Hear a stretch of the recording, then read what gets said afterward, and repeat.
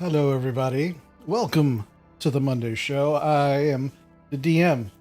I'm so named because every Wednesday, Thursday, and Friday, I'm streaming on Twitch, twitch.tv/players and creators.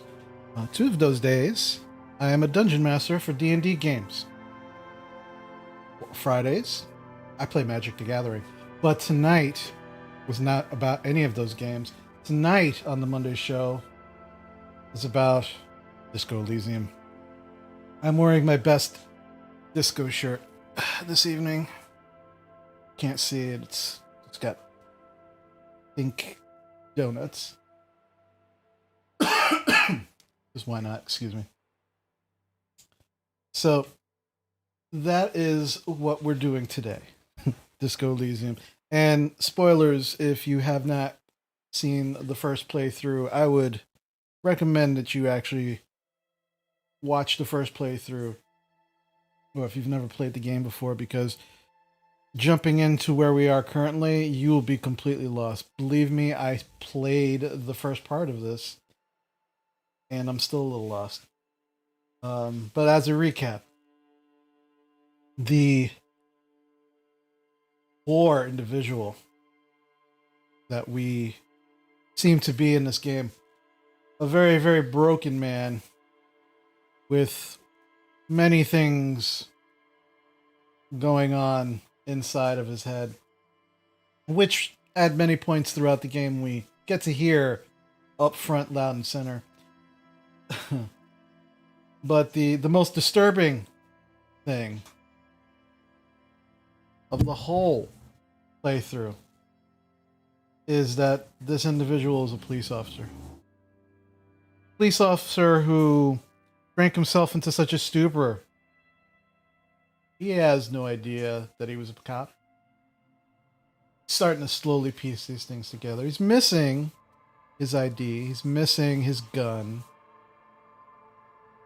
He thinks he's some kind of superstar. And at some point, eventually, try to basically either flush or destroy some paperwork on other cases that he was working on. You know, a cop. So that is probably the most disturbing bit of news learned throughout the game. And currently he's investigating, along with his partner, another murder. This one, a body who is hanging behind a hostel. Just all sorts of bad news. So we're going to just jump off from that point. That's where we left off last time. Yeah, it's just... You really have to either play the game yourself or see the first playthrough to kind of really grasp the enormity of how disturbing it is that this broken individual is a police officer, and we are guiding that person through this world that doesn't exist. If I had to guess, is somewhat parallel to our own, but lots of significant changes. But enough pontificating. Let's get into it, shall we?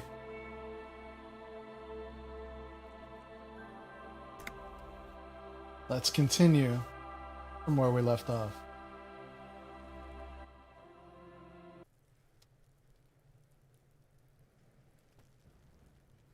Ah, yes.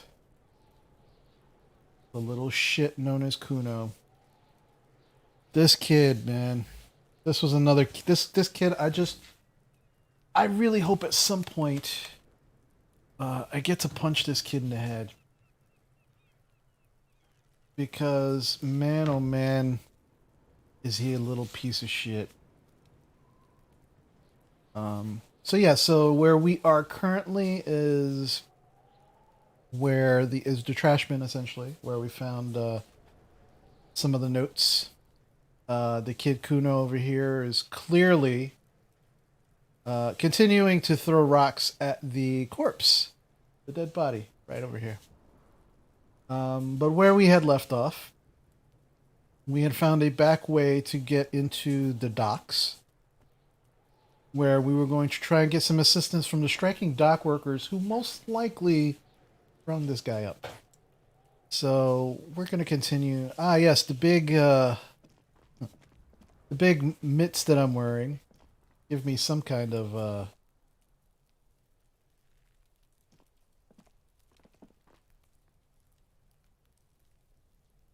bonus there. Okay, can I get over here? I cannot. I clearly can. Okay.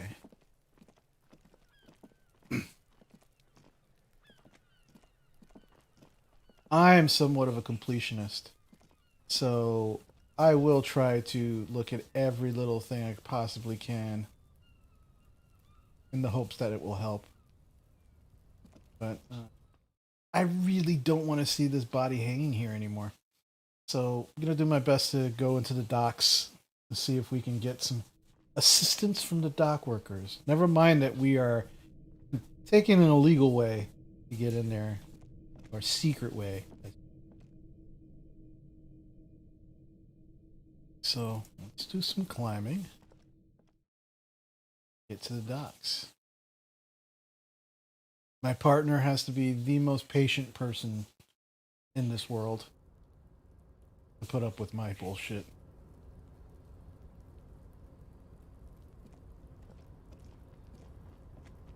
This. Not gonna be able to get to, I gotta climb up there, I guess.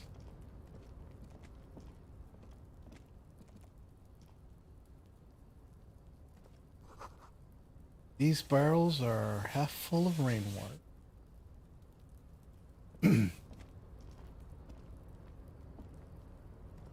I make my way up this way. Oh, okay. Ah, this is where restoration pillars keep the ruins together. This doorway is going to collapse soon.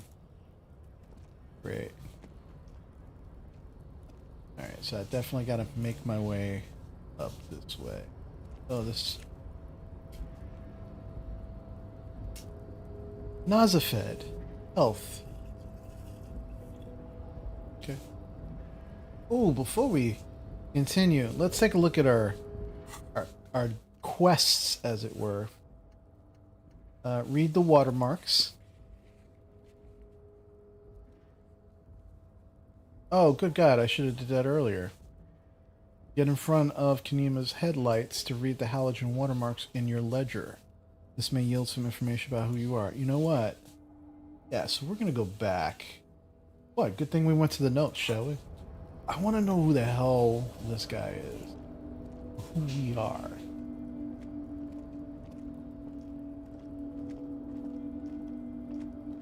Because damn it if this isn't one broken individual. Right, so we're going to go back down. Because this information might be helpful going forward. Can't flex my cop muscles, which makes me dirty even saying it. If I don't know who the hell I am.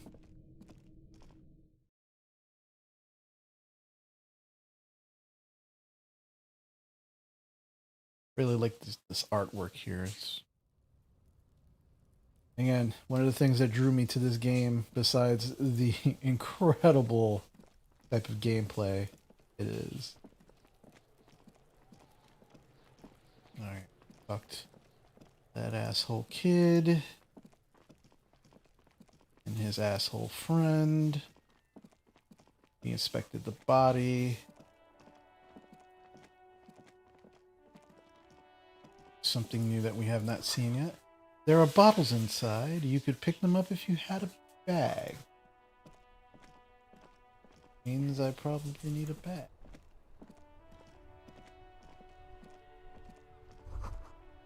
Some great tectonic force has cracked the pavement like an eggshell.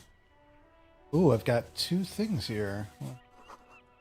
Maybe a sea monster did this to the plaza. The damage looks like it could have been caused by an earthquake.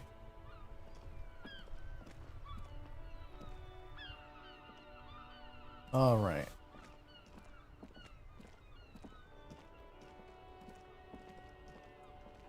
Inside, you see a set of steering levers, a radio microphone, a pull-out toolbox, and the soft glow of the fuel preheater gauge.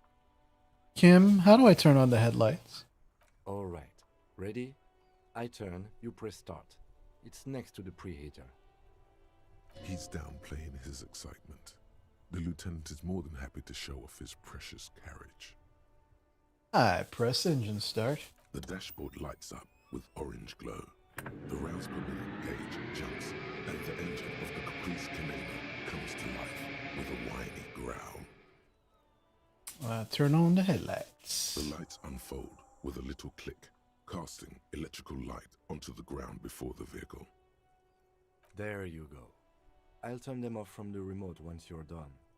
We just need to stand in front of the machine now. So I close the door.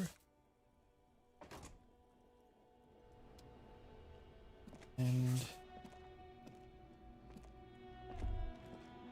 as you hold your ledger's clip under the headlamp, an iridescent hologram appears. A street grid and the veins of a great river. A familiar sensation washes over you. There she is. Revachol West. Around the borders of the watermark are dozens, no, hundreds of micro-perforations.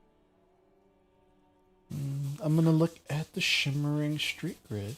The rectangular watermark is overlaid with the logo of the RCM, and yet the major arteries of Revachol are all recognizable.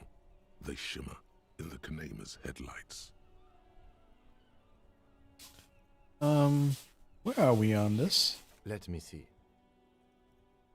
Right here.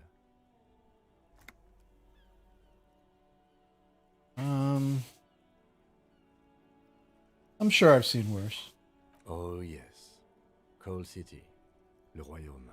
The burnt out quarter. All of them worse than here. Okay. Now I'm going to look at the perforations. There are many of them, and they are divided into 3 separate rows. I'm going to tally up the different rows. The first row has 18 dots. What about the next one? The next is the longest. It runs all the way around the border, and then some. I'm going to count them individually. There are so many, it's hard to count. More than 150, at least. Maybe even 200. What about the last row? The last row has 3 perforations. That's it? That's it. Hey, Kim, what do all these holes mean? Those are perforations. They represent your record as an officer of the RCM. They are your statistics, as it were. I should have guessed you'd keep a record. Officers often do. Let's take a look. Son, here is where we score your life performance. You better hope it's good. Oh. The first row represents your years of service. 18 years. Okay, not bad at all. What did you do before you volunteered? Wait. 18 years I've done this? That's what it says. I might have guessed even longer based on your age. What did you do all those blissful years of your youth?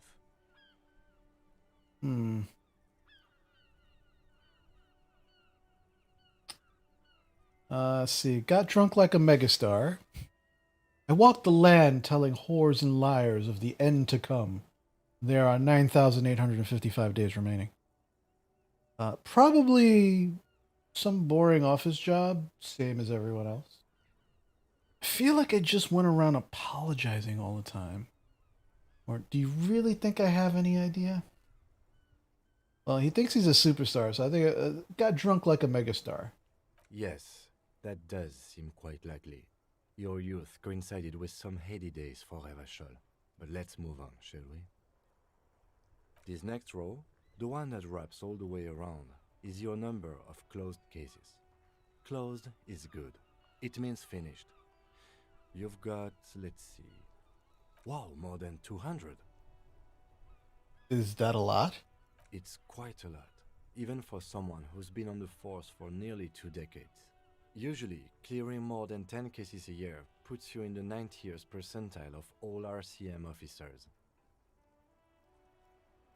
Hmm. It used to be good. That's some solace, I guess. What's the last number? See, Kim, I told you I was a superstar cop. I don't think I ever re-become this person. What's the last number? Um, I don't know. The archetype we picked was sensitive, so I think it's number one. See, Kim, I told you I was a superstar cop. Call it what you want. You are a valuable member of your precinct. Now, let's look at the last row. Right. Those are your confirmed kills. You've got precisely 3 perforations there. Okay. Confirmed kills. That sounds pretty evil. A drink would soften that feeling. So I'm a killer? I was expecting a higher number, honestly. Jeez, that's not too many. Is now a good time to pour one out for the fallen? Wow. I think the first one, so I'm a killer. That's right. A killer of humans. For an RCM officer, especially Precinct 41, which is in the Jamrock Quarter, it's rather tame. I mean that in a good way. What's it feel like to kill a man, Mr. McCoy? A young woman asked the man across the desk from her. Honestly, babe, says John McCoy, crossing his ankles over said desk. I don't feel anything anymore. It's just like brushing my teeth. I do it once or twice a week and don't really think about it. There's no trace of guilt in his voice. There are certain officers who treat their kills like some kind of ghoulish game. If they do happen to solve a case, it's usually by accident. It's obvious the lieutenant doesn't think very highly of these officers. But it seems as though you are, or at least were, one of the good ones. So we have that to be thankful for. He's sincerely glad you're not a scary predator. Not to say relieved you're competent. Ooh, have you ever killed anyone, Kim? How do you handle the strain? Thanks for this, and conclude. I want to find out how Kim handles the strain, because he seems like all nice and calm and cool and collected. Those are usually the serial killers, right? Everyone has their own method of coping. Some more effective or self-destructive than others. Personally, I find it helps to keep up a few hobbies. Like what? Oh, this and that. Let's not get into it now. Maybe I should find a hobby. Why not gardening? You've already got the gloves. He points to my yellow gardening gloves. It's meant in earnest. Please don't mistake it for a jab. I'm not going to push whether he killed anyone. I don't need him stabbing me in the back right now. Thanks for this. The lieutenant nods. Okay, let's go. Right. I'll go turn off the lights. Alrighties. So, we completed a task.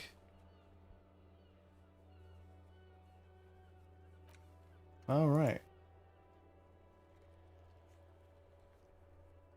Alright, who put the clothes in the trash? Ooh, we get to talk to that little shit Kudo again. Alright, let's go see what we can see, shall we? So we talked to that person. What's in here? This Post Lavatorie mail collection box has been heavily vandalized with graffito. A closer inspection reveals 2 bullet holes in the front.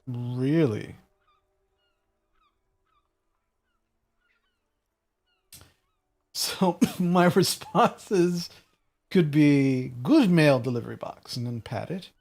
Fuck you, mail delivery box. Kick it. Or just leave. Well, I mean, the mail delivery box isn't hurting anyone, right? So, good mail delivery box.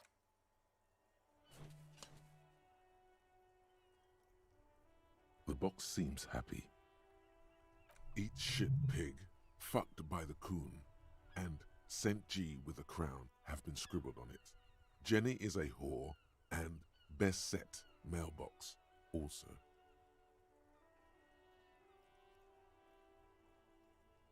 Okay, I feel you, mail collection box. Oh, that's right. I also talk to inanimate objects. My tie. Probably my best friend. I feel you, mail collection box. Or, been there, mail collection box. Been there. Or, mail collection box, you should man the fuck up. Okay, again, I'm the sensitive type. So I think 2 is the way to go. Been there, mail collection box. Been there. The mail collection box seems cathartic, thankful even. So do you. You shudder. Then you swallow. Oh, I got a +1 to morale there for supporting the mailbox.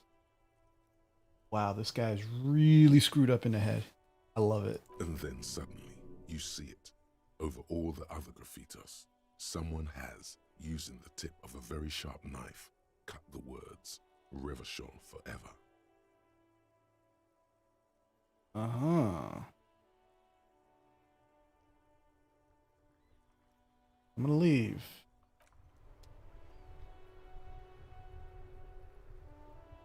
Someone over here.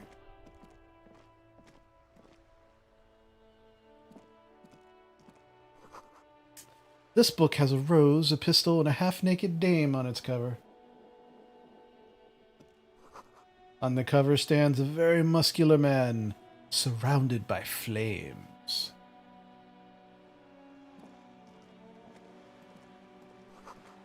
This book? This is a book about pate. This book, you really don't understand what it's about, nor does it seem important.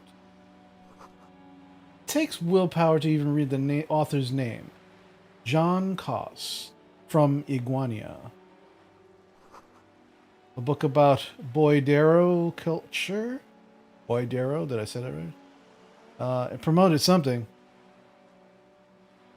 And a book about the future. The government reads your minds using radio technology.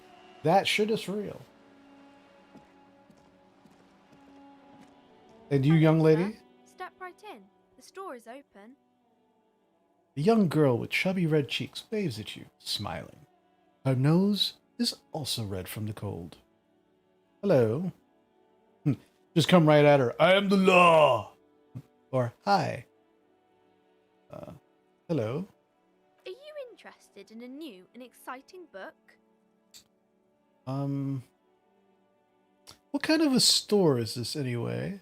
It's a bookstore, sir. We sell books, postcards, and some board games. It's called Crime, Romance, and Biographies of Famous People. Whoa, whoa, whoa, whoa. Hold your horses, little girl.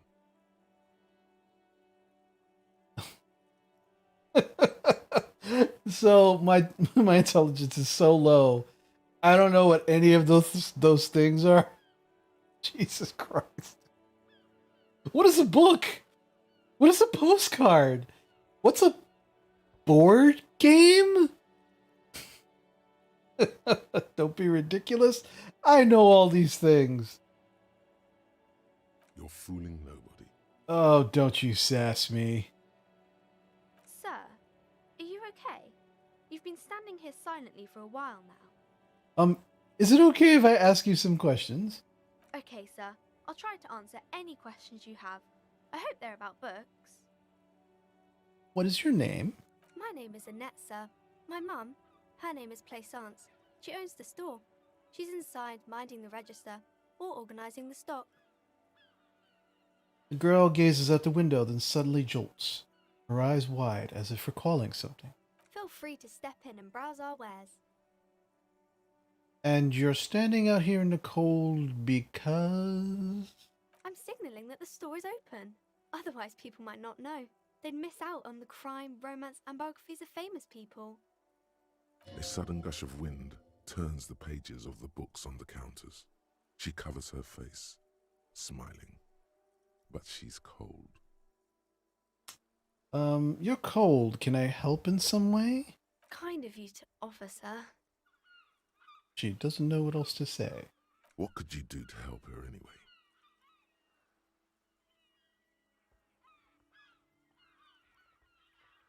Oh, wow. I should have a word with the store owner, maybe? Such a good trooper you are, already learning the value hard work, Patrick. I could help by brutally dismantling the free market. Oh, man, I really want to do number 3.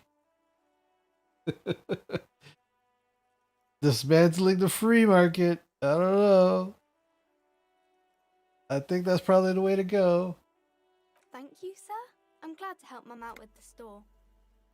She doesn't seem to understand what you said. Shouldn't you be at school or something? I do my studies at home at the moment. I have to help Mum keep this place running. Isn't going to school more important than this? School is stupid. You're lucky not to be there. What is school, anyway? I like number 3. Number 3 seems more in mind with how crazy he is. What is school, anyway? School? Well, mine is a big yellow building on Boogie Street, and the people there run it. They say it's a charity. The gale wind blows in from the coast, a wind of needles. It wraps itself around a building of brick and mortar. Somewhere, a clamor rings through the honeycomb of classrooms. What is this feeling? Remorse. The parquet of assembly halls, the rows of stall bars are growing cold. The corridors stand empty. A girl's voice somehow finds its way through this strange feeling. You haven't heard a word of what she's been saying these past few moments. You only hear. Mum says it's necessary to do both because it builds character. Mum says a proper worker is dutiful. That's how you get ahead in life. You succeed. Oof, shake off the cold. And how's this business doing? Mum says it's peachy. She was a little afraid at first. There's talk about this house being cursed. Behind her, the window has been boarded up. You sense the boards creaking, twisting for a second, and some kind of doubt in her tense shoulders. Cursed? In what way? Cursed in the way that makes them say that no business has ever really thrived here, sir. That they all go... Bankrupt, ass up, or say nothing. Ass up it is. I wouldn't really say it like that, but I guess so.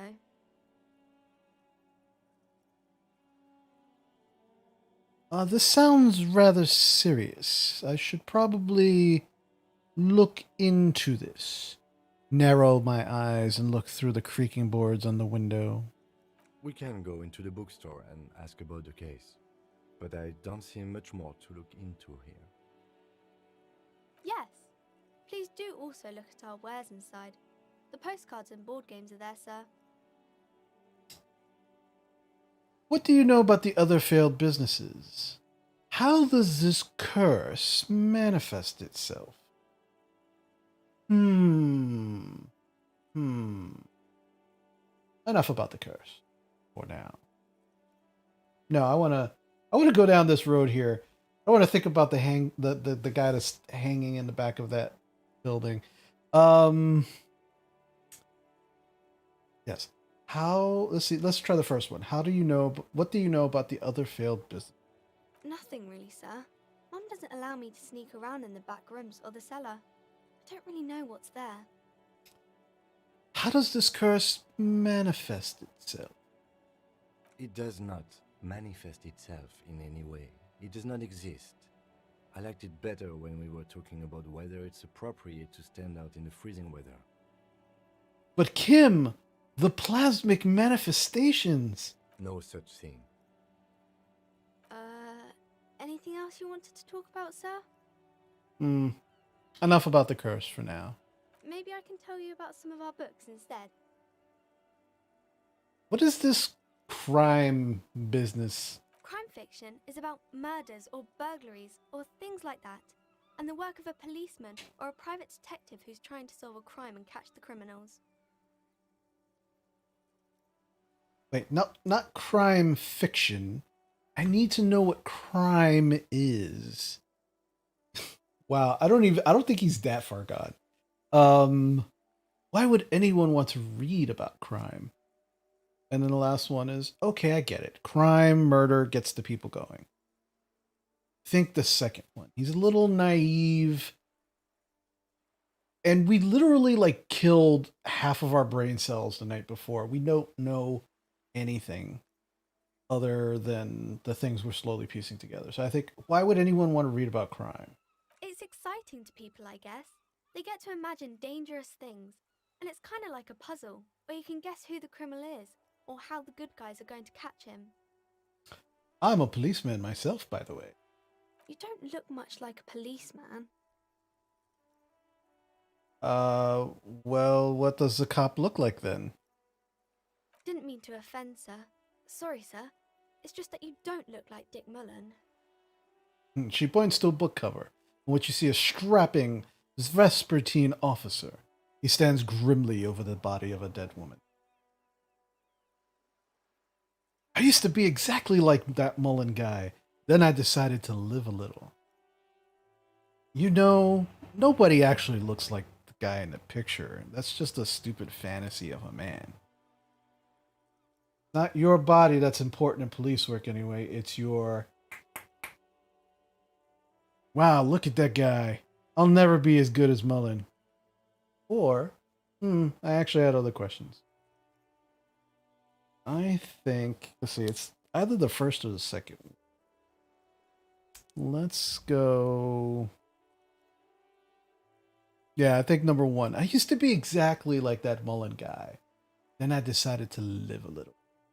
What's that mean? You know, cut loose, raise hell, blow off steam. And everything's better now, sir? I don't know. Why is that? You'll understand when you're older. Oh, okay. I shouldn't have said that thing about Dick Mullen. You know, nobody actually looks like the guy in that picture. That's just a stupid fantasy of a man. She looks at Dick Mullen, frowning. Did I just kill some child's fantasy? Dark, arrogant, violent, likely overcompensating for something. That's not a healthy look. Muscles get bigger, heart grows weaker. Muscle training is flower arranging for men. I bet he thinks he's real manly like that. He isn't. It's just unhealthy. Probably got a violent streak because he's emotionally stunted. Wow, those are both good. I'm probably going to go for number one. Muscle training is flower arranging for men. I bet he thinks he's real manly like that. He isn't. It's just unhealthy. She examines the picture closely. The Vespertine detective exhibits few signs of health or unhealth.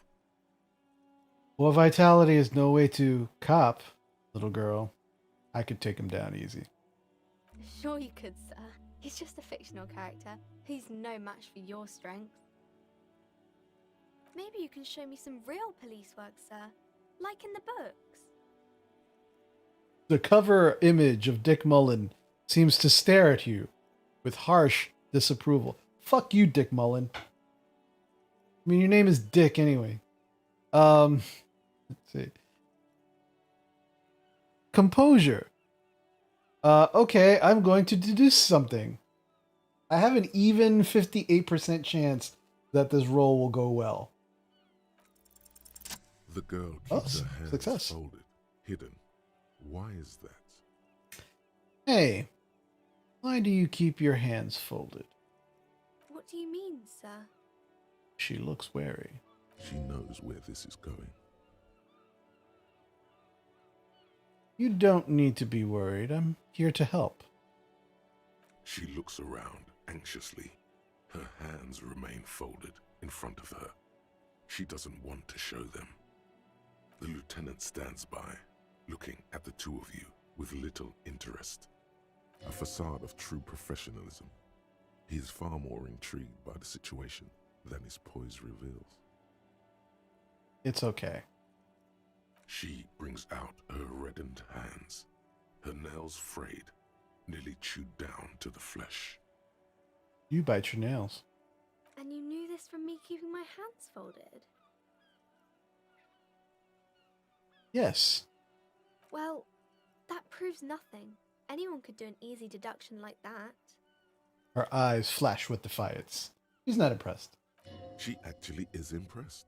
This is more like a defensive reflex. Want more? Bet I can figure out why you bite your nails. I've got a few reasons in mind. She nods, half provocative, half enthusiastic. See, first one. You're uptight because your mother and the pressure she's putting on you. 2. Rats have been nibbling on your fingers. Child labor and dismal working conditions. 3. Chewed on nails means you're recycling your body material. Wow, that's a reach, man. 4. It's an intense dedication to the way of business. There are no riches without personal sacrifice. That is some bullshit. I'm going to say number 1. You're uptight because of your mother and the pressure she's putting on you. Because if it were rats, I think she would look sickly. But, that's just me. Maybe so, sir. Okay, I know it's a bad habit, and I shouldn't. Either way, another ace deduction by the number 1 detective in town. Or, I hope this entertained you. Yeah, it's going to be the first one. And either way, another ace deduction by the number 1 detective in town. It was okay, sir. You still got a rebellious streak. There's more that can be achieved here. Ask her to do the same. You think so? Fine. Do better. To do something about me. You're quite sober. She snaps back quickly. The lieutenant does not flinch at the comment. He does not flinch even a single bit. He is intensely not flinching. It takes effort. Wait, how do you know I'm usually not? Because you usually aren't. And I'm having a grand time. I sure hope you are, sir. Rubs her red nose. There she stands, swaying on her feet, assaulted by the early spring breeze. She smiles at you.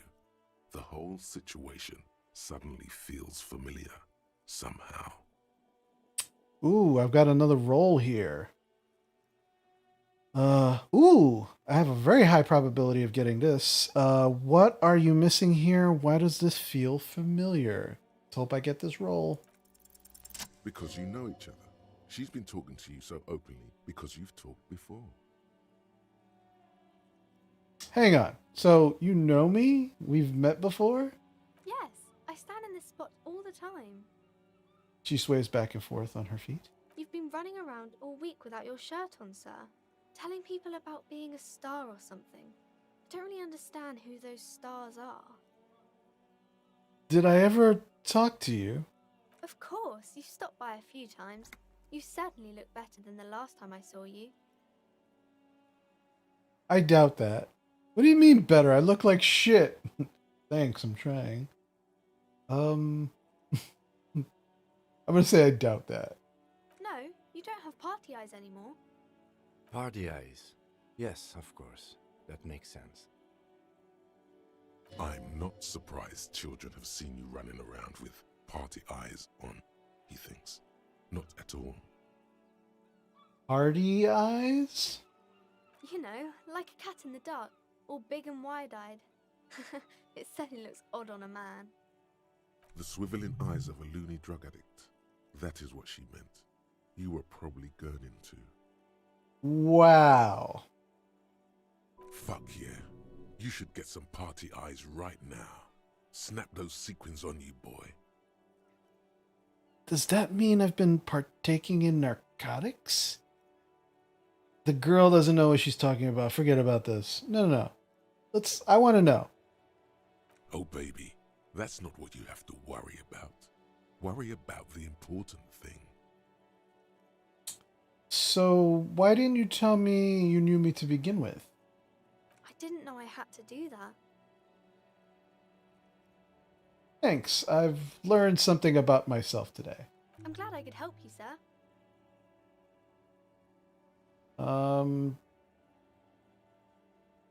What is romance? It's the type of book where there's a rich lady and she has to choose between the good man and the bad man. Wow. Or there could be a story about a poor lady getting a rich man. It's about man and lady business, sir. All right. What about a book where the man and lady business doesn't work out at all? I haven't read many of those. Maybe you should ask Mum. Yeah, you think she has one about an excruciatingly painful breakup? I don't think it's a romance story if the main characters break up, though. No. Think about it. One where they plunge into a torrid spiral of pain and recrimination. Only it's really long and drawn out. Scarred for life. Phantom Limb. No, I don't know. That was too good not to use. You can take this.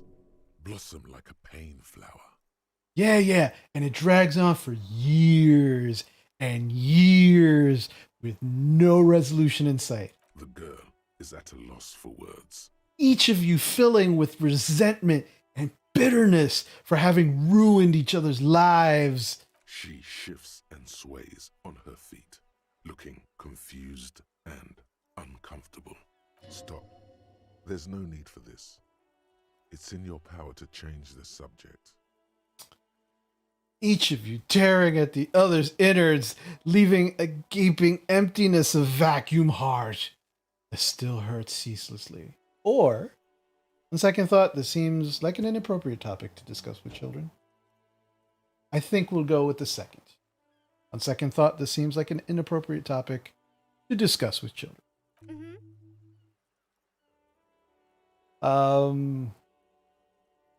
What about when both of the men are bad? These are not very common. You can't have a choice between bad and bad. Nobody wants to read a story like that.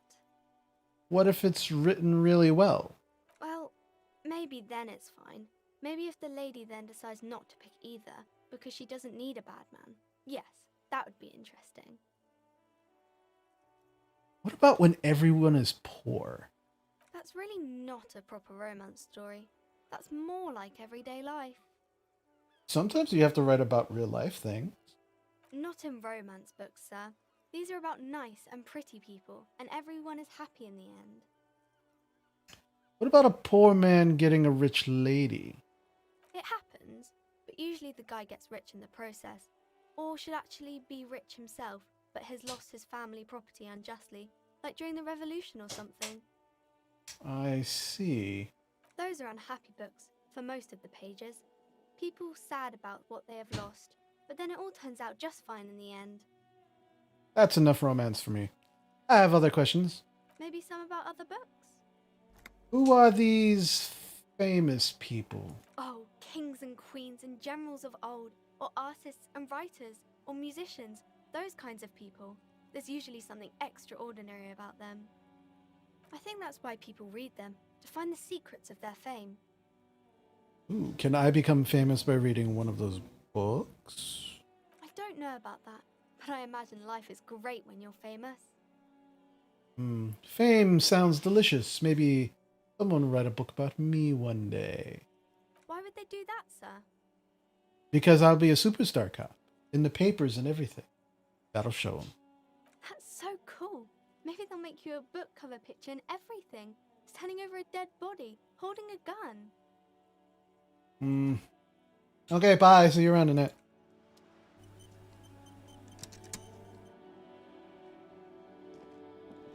That was a little too real. All right, we got to get this body down. After we get the body down, we'll go inside the bookstore. Oh, actually, no. We get to talk to that little shit Kuno again. Oh, and I leveled up. Ooh. Let's see. All right, so we put some points into empathy already. Inland Empire. This is hunches and gut feelings, dreams in the waking life. Empathy, understand others, work your mirror neurons. And suggestion, charm men and women, play the puppet master. I think probably level up suggestion. Because I'm not a physical person. Accept changes and close. Alright. Hopefully that will work on this little shit Kuno. I have to talk to him again. Fuck does Kuno care? Figure out what's going on with this kid. I've got a 58% chance. It's not Kuno. It's Kuno S. Act on it and separate them. Kuno. Psst, Fuck you whispering about? he whispers back. He's whispering too. He's going with it. But watch what happens. Fuck you whispering about. If Kuno wants to whisper, he's gonna fucking whisper, okay? Let's whisper, pig. This is it. You've got him. But be careful. You can still fuck this up. Don't make Kuno look bad in this. All right. Let's see. Kuno, listen to me. She's trying to control you. We gotta get you out of here. Or, what's up with her? She's terrifying. Wow. Terrifying.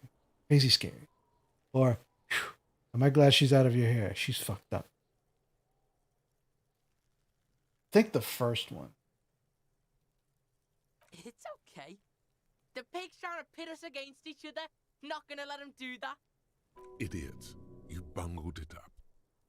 That's it. You let him off the line. That was a bad, manipulative thing to say. You should understand. I got you this far. I couldn't get you all the way. Try to fuck my Kuno. Try to fuck my Kuno away. Me and Kuno are tight. We ride for life. A chill comes over you, the wind from the boulevard south, lashing you for trying to separate them, for trying to take the street out of Kuno. All right. Try once more to figure him out. Find a way to connect with him. A 72% chance. I'm going to try again. You were too pushy last time. Think this through. Try to really understand the psychological bond Kuno has with Kuno S. Okay, so what's the deal with Kuno S? Just look. While Kuno has no problem being near you, she always hides behind the fence, afraid for her life. Like she's done something very bad. Also, Kuno hasn't stopped talking to you, even enjoys it from time to time. When you talk to the other one, it's like talking to a cornered animal. She only hisses. All in all, Kuno respects madness. You cannot hope to outdo her on that front. You must win yourself a few minutes with him alone. Interesting. How? Kuno S is by far the worst of the two. Kuno has no problem being near you, but the other hides behind the fence, afraid for her life, like she's done something. Also, Kuno hasn't stopped talking to you. All in all, Kuno respects. Fuck you whispering about? He's whispering too. He's going with it. But watch what happens. Fuck you whispering about. If Kuno wants to whisper, he's gonna fucking whisper, okay? Let's whisper, pig. This is it. You've got him. But be careful. You can still fuck this up.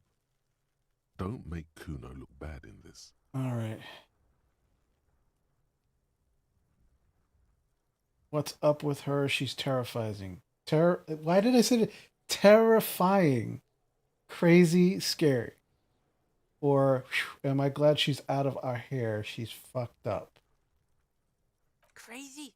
You don't know the half of it. She's not crazy. She's insane. Dangerous. She's smoked a man. She's done people in. Probably even pigs. Stop talking to him! Kuno, I'm fucking warning you! You're gonna get us into shit! She understands what you're trying to do. Yo, see? Did Kuno not tell ya? Kuno told ya. Kuno talks to whoever he wants. Talk, pig. Kuno's got it under control. You did it. They're separated. He's even turned his back to her, so she can't read his lips.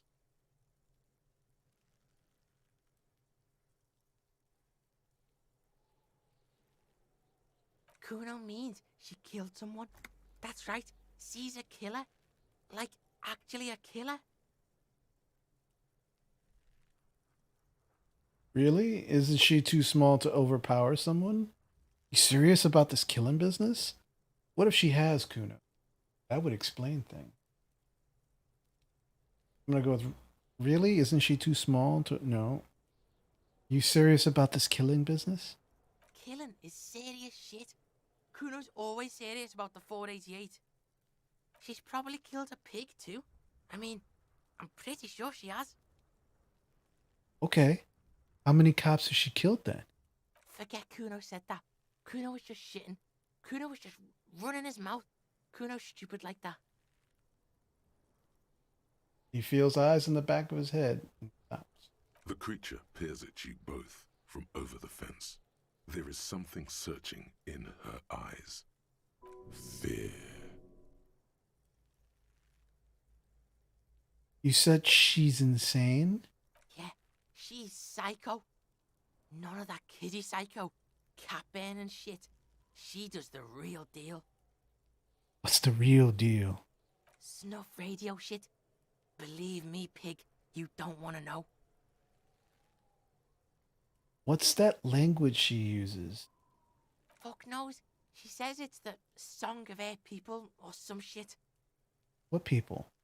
Crazy people. The fucking Nakis. I don't know. Some things are too awful to dwell on. The Nakis and Runkaris might be some kind of defense mechanism. You think she has anything to do with the dead man? Yeah, she would have liked to fuck him up, but she didn't. Kuno wasn't around, and C was with Kuno. Where were you? Look, Kuno's gonna put you at ease. We didn't do it. Is she your sister? Fuck no, she's not my sister. She's just a stray who got in, like a mad dog or some shit. Stray? Yeah, she was just there. He points at the apartment building behind the fence. What was that, Kuno? The little one twists her neck looking at the building. She was in the hallway, dripping wet, by the fucking shoe rack, in the dark. Why was she dripping wet? Kuno's got no fucking idea. Her hair was all wet. I think she pissed on the floor too. She was there for 3 days, in the corner, every time Kuno went out. You said she got in? How? I don't know. Someone left the door open. Kuno comes home and she's sleeping under the desk, under the pile of clothes, like a dog. What about your parents? Kuno's dad doesn't give a shit. Doesn't even see her there, or thinks it's fucking Kuno. Shit's all on Kuno. Kuno, Kuno S, two of a kind. Why is she called Kuno S then? 'Cause she fucking looks like Kuno. You don't know her name? No one knows her name. Kuno told you, this shit was psycho killer. How are you dealing with all of this? How's Kuno dealing? Kuno's dealing just fine. He doesn't need you fucking with any of it. C doesn't either. Kuno's got this shit under control. You need backup. I'm here for you. Listen. C is Kuno's go-to. Kuno's protecting her. You fuck with C, you fuck with Kuno. You threaten her, You threatened to take it away. This is what it all comes down to. He needs you to take him seriously now. Okay. I'm going to kill you. I'll run when you put the cuffs on her, sneak up on you later, and fuck you up. You understand? The boy looks you in the eye, black pupils trying to focus. He may not be able to do it, but he will try. Right now, he believes he will. Understood, Kuno. Or, I can respect that. Who are you kidding, kid? You can't take down a man several times your size. You'll end up dead yourself. I want to get into this kid's head. I think I can respect that. All right. Now we can do business. He's breathing heavily. That took something out of him. Business? Yeah? What do you want? Kuno can hook you up with... Don't hook him up with shit, Kuno. See? Relax. He respects the Kuno. Kuno made him respect the Kuno. You respect the Kuno, you get all kinds of shit. Kuno's gonna get you hooked on illegal narcotics if you run a little errand for the Kuno. Get you hooked, pig. Get his hook in you. Then Kuno gonna get you hooking for more. Cash in big style. Pig hooker. That's right. Kuno's a candy store for pigs now. Get ready to be rewarded. Okay. Let's talk about your shack again. The fuck do you want with it?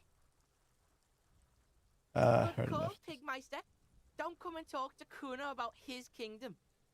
What was that about running you an errand and illegal narcotics, Kuno? Kuno gets it from his dad. Kuno and his dad are major suppliers. That's where Kuno gets his lightning on. Problem is, Kuno and his dad had a little falling out. Now junkies clawing at Kuno's door. Streets going mad. Kuno's got to throw his dirty popo man at it. Nah. Okay. Dirty popo man is you. In there is Kuno's violent dad on steroids. Kuno's dad does steroids and speed. If you can take him, you can have half of the speed. Who is your dad, Kuno? Kuno's dad is a fucking monster. He's the most violent man in Revachol. He doesn't give a shit about a single thing. He drinks too. How much material are we talking about? Like half. Half of what? A baggie, but like in this vial. That's not very much material at all. Fuck you talking about half a G? This shit is giant grade A shit. So clean you can barely see it. You can barely see it because there's barely any. All right. I've made up my mind, Kuno. This is what's going to happen. Okay, Kuno's listening. All right. Oh, yeah. Hey, Grant. Good to see you. Yeah. Kuno is going to get me a pack of smokes and then some, huh? Let's see. First one. I'm going in there all guns blazing to get that speed because I need it. I'm going in there, but not for the speed. I'm going after the most violent man in Revachol. I'm going in there for justice. I'm a narc, Kuno. I'm going to confiscate that crap. I'm going in there for justice. I'm a narc, Kuno. I'm going to confiscate that crap. Lie, you need speed. 5, I'm not going in there. Wow. I think... Is he's sensitive? Not really gonna lie. But he definitely doesn't like the violence part. I think I'm gonna go with 2. Yeah, Grant, thank you. I'm definitely feeling better. That second shot definitely kicked my butt. But I'm still feeling a little drained, but I'm much better than I was. So, but thank you. Appreciate it. Yeah, I'm going to the second one. Sure, whatever. If you survive, make sure to bring that shit back to Kuno. Kuno's almost out. You wouldn't like the Kuno when he's out. Kuno's violent dad's got Kuno's key. So you need to fuck your way in there, Go to the pier side, bang on the door till the cleaning gimp lets you in. That's how Kuno does it. Then you go to room 12 and kick down the door, police violence style. That's what Kuno does. And then it's action time. You're locked in the room with violent fuckhead. That's it. Next time Kuno sees you, you better have his shit. What the hell are you signing us up for here? I'm going to go kill Kuno's dad. Or I'm a bad addict cop and I'm going to get my fix. Or, come on, Kim. Obviously, I'm not going to take it. We need to get drugs away from a minor. I think 3. Okay then. Okay, I'm off.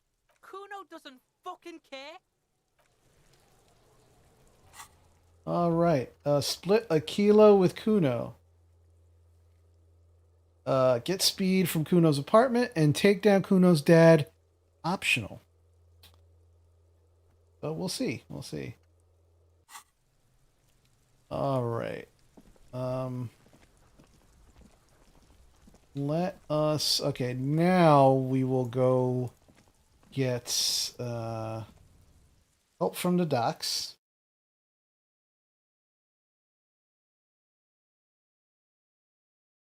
What a story. I still want to punch that kid in the head. I'm not gonna lie.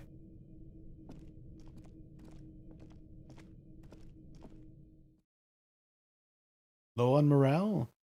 Put points into volition.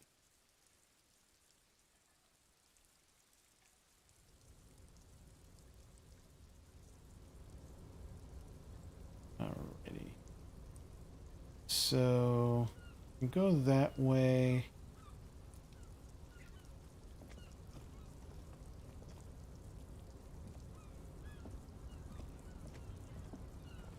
Yeah. So you go up.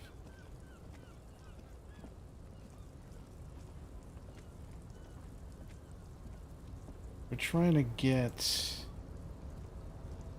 help from the docks.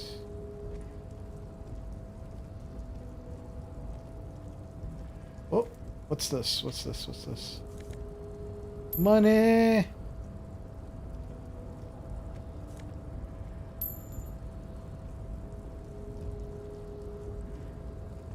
Oh, apparently I didn't need to go up all that way.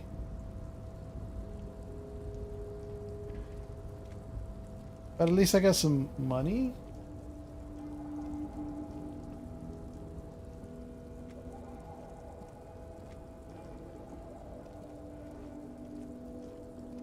And I go...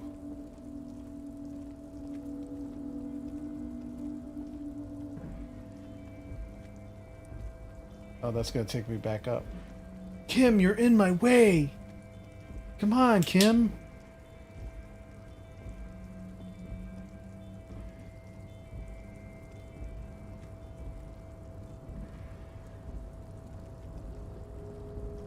Looks like someone left his tarpaulin cloak hanging on the railing here. Man down, a trooper has been left behind the enemy lines. You could swear it's more of an instinct than anything else, but you know it's a cop's cloak. A cop's cloak! It's a cop's cloak! Yes, it's probably yours. It bears the RCM insignia, and you have a habit of being careless with your equipment. You could probably make the jump. You look like you've done some track and field in your day. Okay, I'm gonna look around first. The wind is aggressive up here. The lieutenant looks at the enormous crane towering in the distance over the container yard. The look in his eyes is a mix of the engineer-like interest and the wonder of a 6-year-old seeing a horse for the first time. Motherfucker. Now that's a huge crane. It's just a machine, Lieutenant. Like a giant hammer or a pair of pliers. Nothing to see here. Let him have this moment of wonder. I'm gonna let him have this moment of wonder. His eyes trace the crane's contour, as if trying to memorize its majestic shape. Then he notices your gaze. Yes. We were in the middle of something. Your cloak. Yeah. Okay. Let's see. What exactly are we doing up here? I was under the assumption we could ask the leader of this union to help us get this body down. This is why we're here, right? Or it could be that we are just exploring. He's thinking you've forgotten where you are again. Do you really think this cloak is mine? Should I go for it? Jump? The cloak? I do think it's yours, yes. As to whether you should go for it, He looks over the ledge at the cold pavement below. well, it doesn't seem too dangerous. 2-meter stops. Whenever you're ready to do it, I'll be right behind you. Oh, I have an 8% chance of this going well. So I think I'm going to get hurt, but I'm going to do it anyway. Oh, it doesn't even say. I think I fucked this up.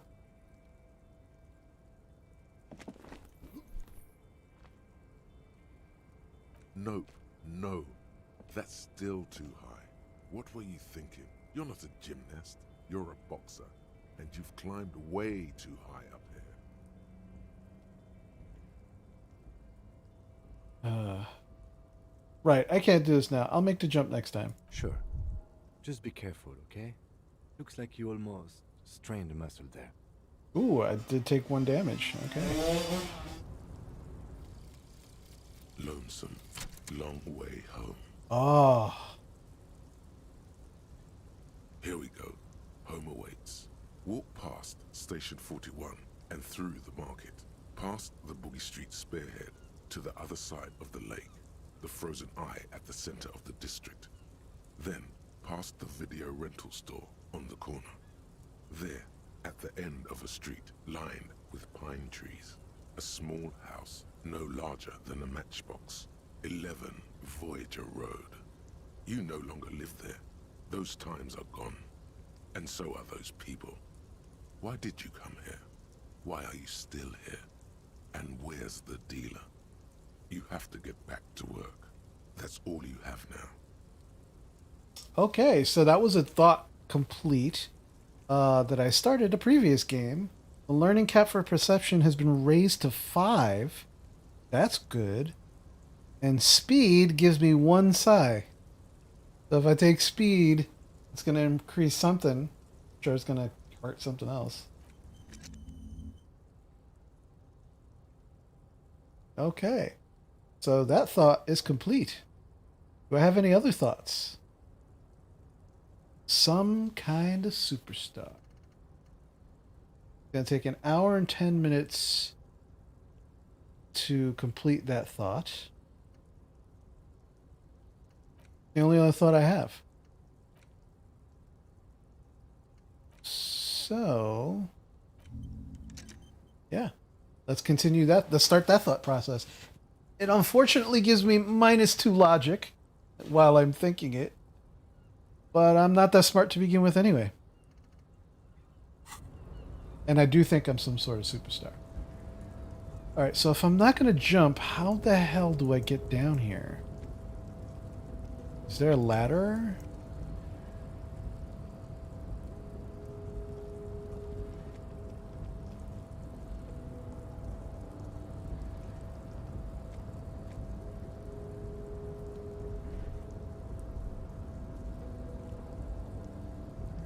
No, it doesn't look like it. Might have to... Yeah, let's go down.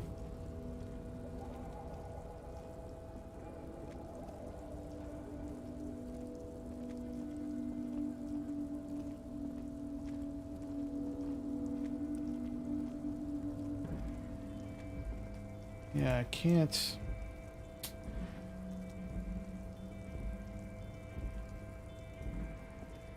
Can't make it over there. Maybe I'm missing something over here.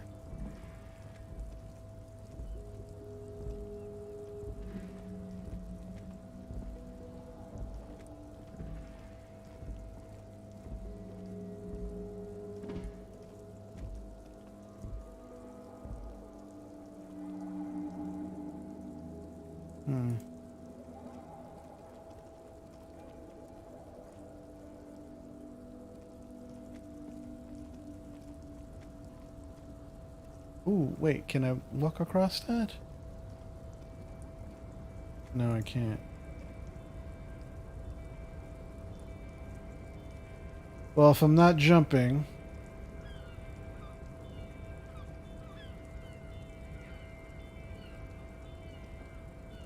I can't get that body down yet. That sucks.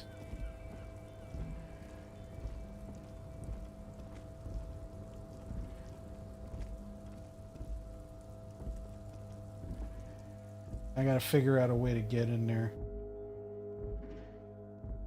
Don't be afraid to say weird things. People are more forgiving to persons of power, like police officers.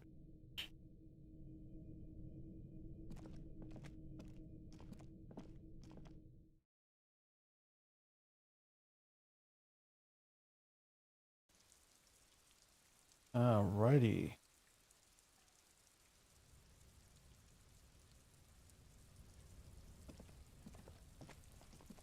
Alright. Well, I am trying to figure out a way to get into the docks. If you haven't already subscribed to the channel, please don't forget to do so. Last time I streamed, we had a number of people who were watching but did not subscribe. So if you like what you see, please hit the like button as well. Appreciate it. Thanks.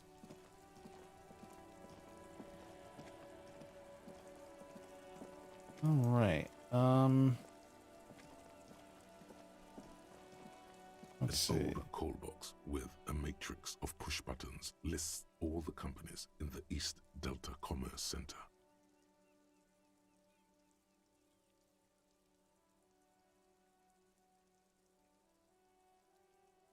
I'm gonna leave.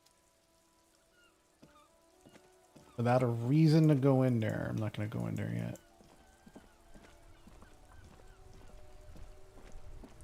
Oh, there's the running. Okay, there we go. Oh, wait, what's that? Goods from the lorry haphazardly litter the surrounding. Oh, who are you, sir?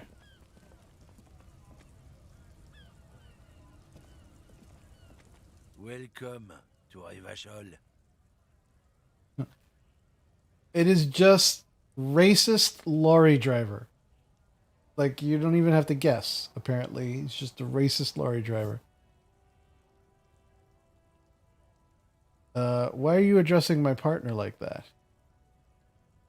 Hey, I know Revachol. That's where we are. Don't you welcome to Revachol me. My grandfather came here from a 3,000-year-old racist isolationist culture, while your ancestors came to this island a mere 300 years ago. Every school of thought and government has failed in the city, but I love it nonetheless. It belongs to me as much as it belongs to you. You tell him. It's men like you who keep Revachol divided, making it that much harder for everyone to climb out of this post-war limbo. Limbo? What's going on here? Oh, come on, man. I just said welcome to Rivachol. It's a lorry driver thing. I know exactly what you meant. You think my kind doesn't belong here, that I should watch myself and behave. But you see, I'm an officer of the RCM. It's actually my job to make sure you behave. I would advise you to remember that. Ooh, burn. Silence. The air between them becomes tense. Your partner needs backup. Now's your moment to shine. Fucking A, Kim. I've got your back. Give the lieutenant a punch on the shoulder. You two make a cute couple. You know that. Lorry man spits. The lieutenant exhales and resumes his regular calmness. You sense slight embarrassment for the outburst. Or is it pride? Impossible to tell. Well, now that that's settled, we have a couple of questions. Whatever you say, officers. I found this mug in the trash. Yours? Oh man, that's great. Look at that guy go. Haven't seen anything that funny in a while. Is it yours? God damn. Thanks for that, but no, it's not mine. Got a smoke? No. He's got a smoke right there in his fucking hand. Snatch that shit out of his fat fingers. You need it after listening to his garbage. You're smoking one right now. It's my last one. Can I get a drag of that then? Sorry. All done. Cool, cool, cool. Rub your hands together. I changed my mind anyway. I bet. Sorry I couldn't be of any help. What are you hauling? Oh, not much anymore. I'm here to pick up some cargo, but the dock workers are on strike, so it's a sit and wait on your ass situation. How long has this been going on then? The strike? Oh, they've been at it for a while. A month, 2 months maybe. But this here is just the last week or so. What kind of cargo are you supposed to pick up? Apples? Apples? Yeah, apples. I take it you had other questions? He's given you the runaround. Let's be honest, you were bested. We're done for now.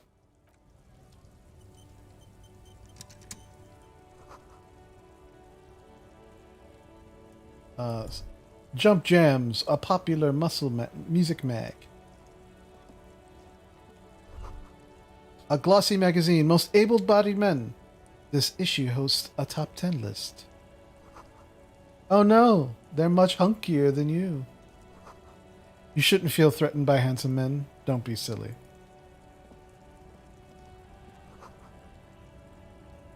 Freet. Red checks can be tried only once. Failed white checks can be retried by increasing the relevant skill. Good to know.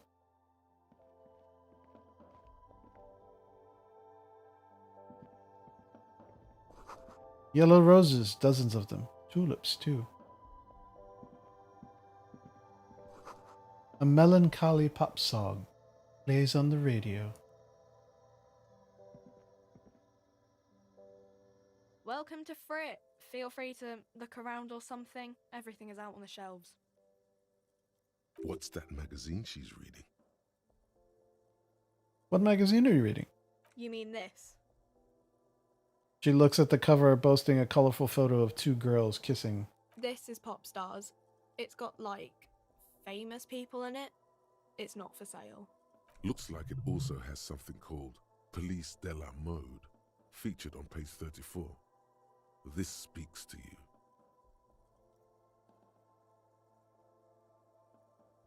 Forget about all that. What's this?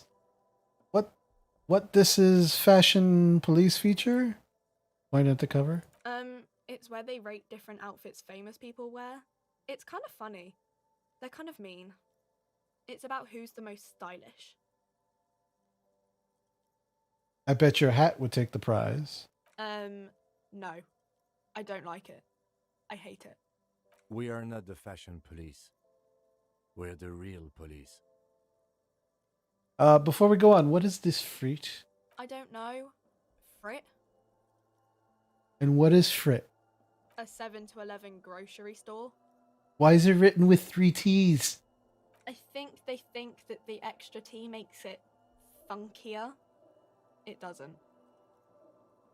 Let's proceed. I have some questions for you. Okay. I'm not really supposed to be chatting to anyone, but... Does Frit have a warehouse in the back of the Whirling in Rags? A warehouse? I don't know. Maybe. I don't really care what Frit does. Come on, give me something to work with here. She looks up from under her brow. Fine. Frit doesn't have a warehouse. Just a little back room here. Okay? Can you tell me something about the dead body? I don't really know anything. I mean, I know it's there, but I haven't seen it, so... Did you know the man who died? Not really. Not really. Does it mean you knew him a little? No. I didn't know him at all. How long has it been there? I don't know, really long. What do you think happened? I don't know. No need to worry. It's just standard procedure for us to ask around. If you hear anything, let us know, okay? Okay. Thank you for your help. Uh-huh. She brushes a strand of hair off her face and tries to return to her magazine. All right. Couple things here. What's this? The tear machine stands in the corner. A sign says 1 bottle equals 10 cents. What is this machine? Oh, that's the tear machine. Yes, but what is it? It's a machine for tear. You know, you find tear outside, like bottles or whatever, and put it in the machine, then it gives you money. I see. And how do I pick up tear for the tear machine? You need a bag, I guess. We used to have some, but we gave them all out, so feel free to use it if you find a bag, though. I'm sure there are some out there, somewhere. I leave. A small cabinet on the wall is filled with various medicine bottles, nasal sprays, and blister packs. They all bear the Saint Baptiste Pharmaceutics logo. Just ask me if you need anything from Saint Baptiste. We don't stock prescription meds, but we do have Nosafed, Duramine, Magnesium, and Hypnogamma. What do those products do? I don't know. Let's see. Nosafed is a nasal spray. Duramine is a really good painkiller. Magnesium is a dietary supplement. Hypnogamma is... And she stops. I don't really know what Hypnogamma is. I guess it makes you feel less shit. It's recommended to use after lots of partying, studying, or exercising. Can you be a little more specific? No, sorry. I'm not like a doctor or anything. Who is Saint Baptiste? Saint Baptiste, you know, the pharmaceuticals company. Saint Baptiste Pharmaceuticals, the one that sells meds out of Saint Baptiste. That one. There. Alright, I'm not buying anything right now. And A colorful display of cigarettes and alcohol bottles line the shop wall, inviting you closer. There, in that dark green glass, all in vain. The great flowing river of warmth, wine, alcohol, beer, alcohol, love, alcohol. say nothing. Just take it in. I'm obliged to inform you that both alcohol and cigarettes damage your health, but I guess you already know that. Don't ask, don't look, don't do anything here. Just go away. Get back to work. Please tell me more about these products. The Pale Age vodka is special, I guess. It's stored in pale for a couple of years, which makes it super expensive and super strong. What is pale? You know. Don't worry your pretty little head about it. Let's concentrate on what's important here. Okay. What will consuming this stuff do to my body? I mean, I already said it'd hurt you. I don't know what else they do.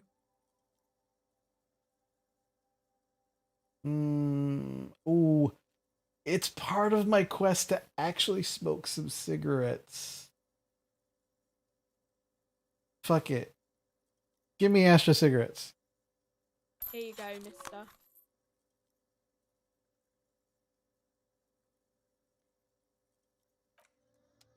All right.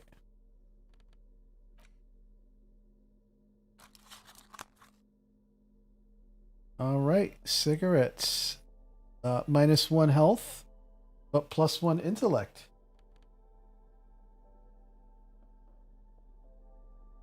All right. There it is, a brave little army in your pocket. The first Smokes platoon. 20 brave souls standing in salute, ready to step into fire for you, sir. Not yet. Already you regret it, looking at the pack. But don't worry, you can come back to this later. The army of Smokes is honorable and faithful to you. You have your entire life to return to it. Okay. And I think that's about it for the store. At least now I have a pack of smokes.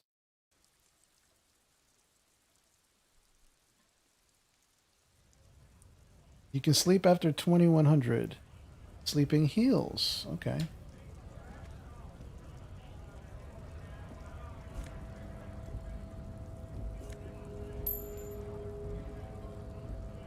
So there's just money just like all over the place. All right.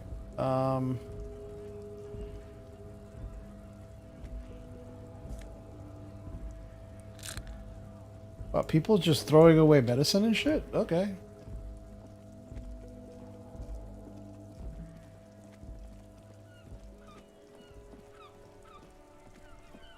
All right. We really need to get in there. But I'm not strong enough. Let's go visit this girl's mom. Most people settle for bed after 2100, or not long after. At night, the streets are emptier. But by 0200, everyone's asleep. All right. Ooh. She already looks like a very imposing figure. Welcome to Crime, Romance, and Biographies of Famous People. My name is Plaisance. Be welcome, and please take responsibility for the energy you bring into this space. A golden pendant hangs around the woman's neck, in the shape of what looks like a tiny fish head trapped in amber. A curious pendant you're wearing. Oh yes, helps to have an anchor in these times. She clutches the pendant and narrows her eyes as well. Before we go on, you seem to be well off enough. Can you give me some money? I feel there won't be an opportune moment to ask later. No. That I think is going to ruin the rest of the art. So are you the owner of this store? I am the proudest owner of our little shop of culture. She has fine-tuned her voice to find the most welcoming approach for attracting new customers. It doesn't work. Your daughter is the one standing outside the store, right? Annette, yes, my daughter. I hope she wasn't slacking off again with her nose in science fiction. Tell me, was she at her post doing her job like a proper girl? Yes, of course. Wonderful. Did you talk to her? Yes. Great. On a scale of 1 to 10, how compelled were you to buy books after talking with her? Her opinion of her daughter depends on how well she lured you into the store. Oh, that's so terrible.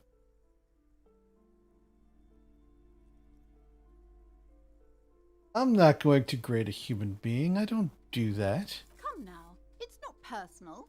It's about proper sales practices and market research. I expect an answer.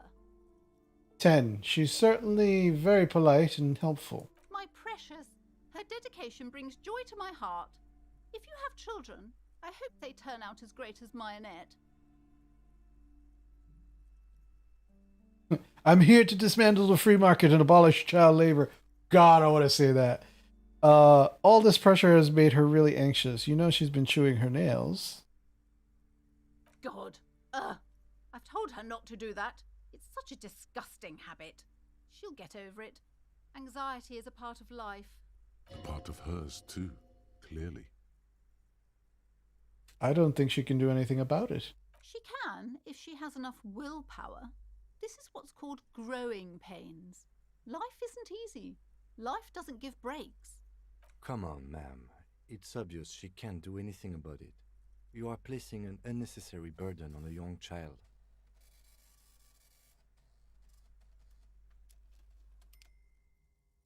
Yeah, actually, it's super alright for kids to chew their hands off. Forget I said anything. What you're doing is wrong. Even I know that, and I usually don't know anything. Or, that is true, and obviously the will of the market, but maybe make an exception for your daughter. That seems to be what she cares about. She stands stiff and severe, silently fuming. 10 or so seconds pass without change. This is a person coming to terms with a new reality, one where they are wrong. It's not easy. Oh no. Hold on. I need to invite her inside and apologise. She must be freezing out there. There. I don't know what to say to you. My husband, he tries to teach me business lessons. I have what my mother called a dull mind. All this stress. Okay. It sounds like both the husband and the mother treat her the way she treats Annette. I'm just gonna nod compassionately. Yes, sometimes it's better to let people come to these conclusions themselves. Is she an only child? Yes, I'm afraid so. A real treat she is. It would be nice if she had... No, we couldn't have afforded more children, really. Not in this economy. Why not? We're quite busy people, you know, my husband and I. Quite busy. Children are a lot of work. You don't look like a father, so I don't expect you to understand. I'm sorry. I'm sure you do understand. Is this husband Annette's father? Yes, my husband is a successful entrepreneur east of the river. If only he were more involved in the business we're running up here. No matter. Soon we'll both be off for Grand Couronne. Wait, Grand Couronne? What's that? It's a proper place to live. One of the most peaceful neighbourhoods east of Jamrock. You may know it for its massive housing projects. Most of the buildings are empty at the moment. It's a great opportunity to get ahead of the crowds. Better times ahead for sure. And your husband's also involved with the bookstore? He made the initial investment. Since then, he's been what you might call a silent partner. She told me she doesn't go to school anymore. She's been too busy helping me here. So she studied at home this trimester. This is a temporary solution, of course. I assure you, I of all people understand the importance of education. She will be back in school the moment the store takes off. All right, I had something else in mind. The woman looks aloof, her features much softer. Occasionally she glances at her daughter's silhouette. What if I want to buy a... Then why are you talking to me? Everything is on the shelves to browse. Don't you feel compelled to buy anything? See those shelves there? Go. Be drawn. What types of books do you have? Everything is on the shelves. Take a look yourself. The shelves compel you, don't they? She's attempting to mentally direct you towards the shelves. She only wants you to buy the goods. She doesn't care about the books. The shelves compel you. What the fuck? Do you even know what books you have for sale? Truth be told, not really. My sister brings in most of the goods. I'm sure it's all very literary stuff with well-written prose. But you don't learn about the important things in life from fabricated stories. Where do you learn about the important things then? The truth is available if you just know where to look, and you have to open and free your mind to understand. All right, I'll take a look then. She smiles and nods, seemingly relieved. Farewell for now, fair book peddler. All right, let's see. What do we got?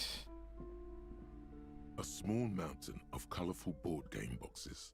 There are numerous types of games for all ages. A lot of shelf space seems to be taken up by Wirral-related merchandise. I'm going to look through the pile of Wirral-related items. An endless variety of source books, lore books, and codices litter the table. The topmost book is titled Welkin Compendium, 2nd edition. I found the D&D books! Of course I did! There's also a large hardbound tome with intricate cover art, The Hunters of Catawak, Boreal Creature Compendium, and a Pick Your Path adventure game book titled Tales of Wirral, Cavern of Velkrag. Of course I found this world's version of either Pathfinder or D&D. That's great. Anything that really catches my eye? There's a box that says Wirral, 3rd edition Mega Setting Supplements Module. The side panel notes a fantastique adventure board game, new maps and miniatures. A sticker on it displays 25 real. Wow. Nonsense for anemic Beano clods. I'm just gonna walk away.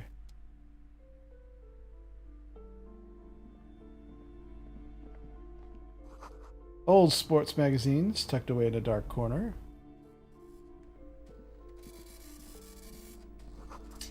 The books collect the national recipes of Arda. They are all about lake trout.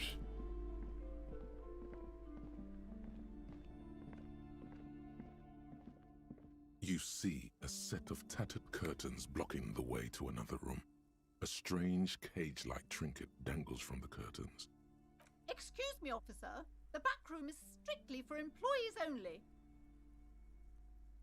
Examine the strange cage-like trinket. You see some kind of charm, an irregular polyhedron assembled from bones, sticks, and straw. Inside, a disturbing fish head with empty eye sockets stares at you. Aside from poking at it suspiciously, there is nothing else to do with the fish head charm at this time. The curtains remain shut before you. Shopkeeper, what's behind the curtains? Nothing. Now please go back to browsing the books. Don't you feel compelled to look at the books? The books are all you care about. Is she trying to hypnotize me? Oddly enough, the more she tries to draw you away from the curtains, the more alluring they become. I'm pulling these curtains open. Just as you're about to pull apart the curtains, the petrified voice of the shop owner cries out once more. Sir, don't touch that. I told you it's off limits for the customers. Parapsychologically speaking, we're done if you decide to open them. I won't be held responsible for the consequences. It's too dangerous. She looks away, mumbling. Why is everyone always messing with the curtains? Why can't they just buy books like normal people? This is about the curse? That's why you're afraid? Or, ma'am, this is different. I'm a police officer. I need to get in there. But I sense this place is calling for me. I must investigate beyond the threshold. I don't care. You can't stop me. I'll open them. Well, all right, I'll think about it for a while. I think I'm going to go with number 1. This is about the curse. That's why you're afraid? No, it's just a storeroom for the employees. I told you. Now please step away from the curtains. Ma'am, this is different. I am a police officer. I need to get in there. Why? It's not like anyone was killed there. She stops abruptly as her hand flies over her mouth, baffled by her own bluntness. I'm sorry. I don't mean to be so impolite. Just please don't go there. I can't allow that. You'll only make things worse and unleash the powers. But I sense this place is calling for me. I must investigate beyond the threshold. You do? My God. Even more reasons not to mess with the curtains. Just step away, dear sir. I don't care. You can't stop me. I'll open them. No. Please just talk to me, officer. Come here and let's talk this through before you decide to do anything extreme. Lies. Rip them open, we say.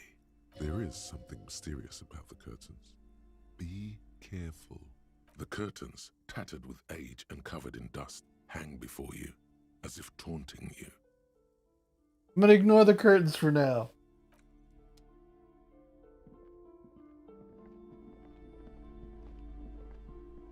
Hello again, esteemed officer, and welcome to Crime, Romance, and Biographies of Famous People.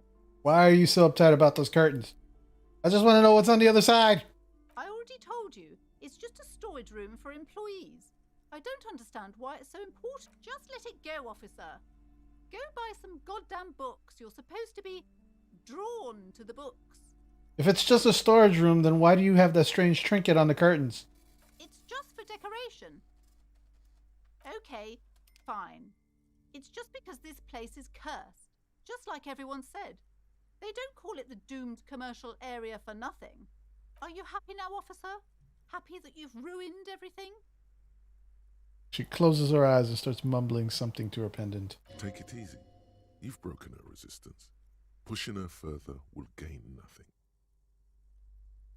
Have you sought help from anyone?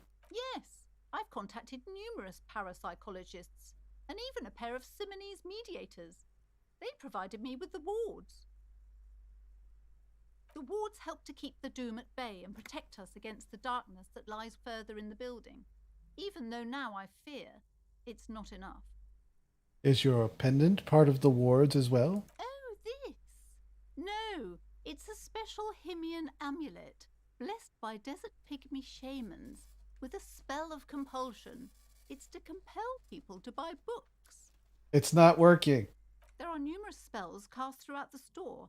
I had the books anointed with a different inducement spell, for example. It's guaranteed to boost sales 15%. Why didn't you just tell me right away it's the curse? It's not good to talk about the curse, not in detail. The negativism, it's dangerous. Talking about the void wraiths angers them. Such wraiths may prove a formidable enemy. Suit up. How does this curse manifest itself? The curse is so much worse than you could imagine. It's a disease, eating at the very foundation. A shiver runs through the woman. She looks around the dimly lit store. It's the curse of financial distress, of ruin and bankruptcy. Didn't that curtain just move? Oh shit. Okay, I'm a little confused. What does that mean? Everyone knows that all the previous companies in this building have sooner or later declared bankruptcy, and their malicious spirits are still here, feeding off bad business practices and disappointing income statements. There's something wrong with this building, I can tell you. Ever since I arrived, I've sensed an eerie lingering presence, as if I was unwanted here. Is it Kuno? Sounds familiar. Strange, I feel unwanted too. What does it mean? Truly so? Perhaps the dark energies are leeching off you. You shouldn't stay in the store too long. It may be dangerous. Would you like me to take the case? I could investigate, see if the curse is real. Most certainly not. I don't want anyone who's not familiar with the psychic arts to get involved in this mess. Stay away.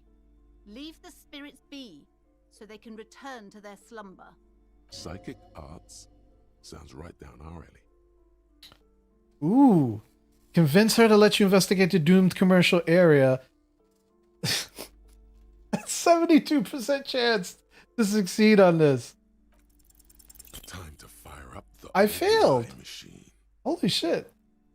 Ma'am, I am a renowned private investigator, a paragon of law, and a specialist in all things criminal. And I am his private partner, John Shaw. Together we run the preeminent postal surveillance firm in Revachol. We are truly private in our partnership. But wait, there's more. Once we've caught our client's spouse in flagrante delicto, we blackmail them and pocket the money ourselves, because that's what private investigators do. Now, I see that you are a married woman. What nonsense are you two going on about? This is not relevant at all. And besides, my husband would never do such a thing. We are proper people. All right, enough nonsense. The point is that we sometimes take on unusual cases. How can I believe you after all that foolishness? Our sincere apologies, ma'am. No more nonsense. We are offering to assist you with your troubles. Pro bono. That's right. All you have to do is give us the key to the back door. It's a good offer, ma'am. I urge you to accept our help. It may be the only chance to save your business. That's right. When not spying on the love affairs of the ultra-rich, we solve unusual mysteries by the low reload. What better way than to ask us? Oh my god! Will you stop with that incessant yammering? It's too much. If you wanted the key to the back door, you could have just asked for it. Fine, I'll ask for it. Can we have the key? Absolutely not. Ah, it's locked. I have a few more questions about the curse. Okay, but please, only a few questions. Never mind, I had other questions. The woman looks aloof. Her Fa- features much softer. Farewell for Occasionally now, she book glances peddler. Damn it. What do we have here? These shelves are overburdened with books from the same series. You see the name Dick Mullen over and over. I don't want to talk about Dick Mullen right now. A quaint picture brochure. Very colorful. It's a tome of fascist magic. Rather candid. The plaque on the shelf reads, Biographies of Famous People. You see a large variety of names, none of which ring a bell. I'm gonna leave. Ooh, is that a map? Several maps have been attached to a bulletin board hidden inside the alcove. They're held up by small pins. The Yeah. board has come loose from one corner. The maps look old and faded. Your eye catches a map of Insulinda, a map of Revachol, and a map of Martinez. I'm gonna look at Insulind. This large map displays archipelagos. You see a constellation of small dots on the light blue emptiness of the Insulindic Ocean. The largest in the northeast is La Caillou. You are here. Another far away in the southwest, Seminese Islands, Ile de Fantôme. What else? Ozon, Laurentide, Fas à la Mer, Archipelagos, North Arcade Islands, all just specks of dust on the vastness of the Insulindic. On the edges of the map, the color fades into a blur of dotted lines, black and white. In the northeast, a dust mite stands on the north coast of Caillou, in a bookstore. It's you. Radiating outwards from you, the suzerain Revachol. With a radius of 80 kilometers, still, the crown jewel of this Isola would be big. Squint first. Can you see cities on the island? You can, on Caillou, Revachol, a single black star, on Ozon, Fondelier, and Vimandu, on archipelagos, Croyan Moran, Villiers, on Seminine, Olduvai, and on Laurentide, Deora of the Seven Seas. Lost little pearls of light, tiny fires in the dark. Look at the edges. The ocean breaks apart into a tangle of cosines and azimuths, all pointing into pale nothingness. Windy is the north azimuth. Grad is the northeast azimuth. Samara is the east azimuth. Seol is the west azimuth. Isolas, they're called. Connections to other worlds. Words past the Insulindian, unknown to you. You only know you've never been there. You have little idea what they are. Distant stars, gods, but looking at them makes you feel almost non-existent. Whatever they are, the Isolas are immeasurably large compared to you, and very, very far away. Perhaps they are gods, gods of distance and outer dust. All right, let's look a map at Revachol. The north coast of a verdant island is shattered by the delta of a river. It is the River Esperance. Countless bridges put the shards back together, connecting city blocks to river islands. La Delta says a great artificial heart in the center, teeming with life forms and construction. To the east, rolling hillsides, Le Jardin, Stella Marie, the suburbs of Saint-Baptiste, swallowed up into the megacity. They sound rich to you. This is Revachol East. And what in west of the river? Hudon. It's somewhere to live. Not bad. Then there's Jamrock. It's bad. People shouldn't live there, but they do. Then Forberg. It's almost as bad and much larger. Then Coal City. It's the worst. And Martinez? It's so small you can't even see it on the map. No, wait. There it is. North of Jamrock. The strip of coast next to the Greater Revachol Industrial Harbour. It looks downright despondent. It's almost Coal City, to be honest.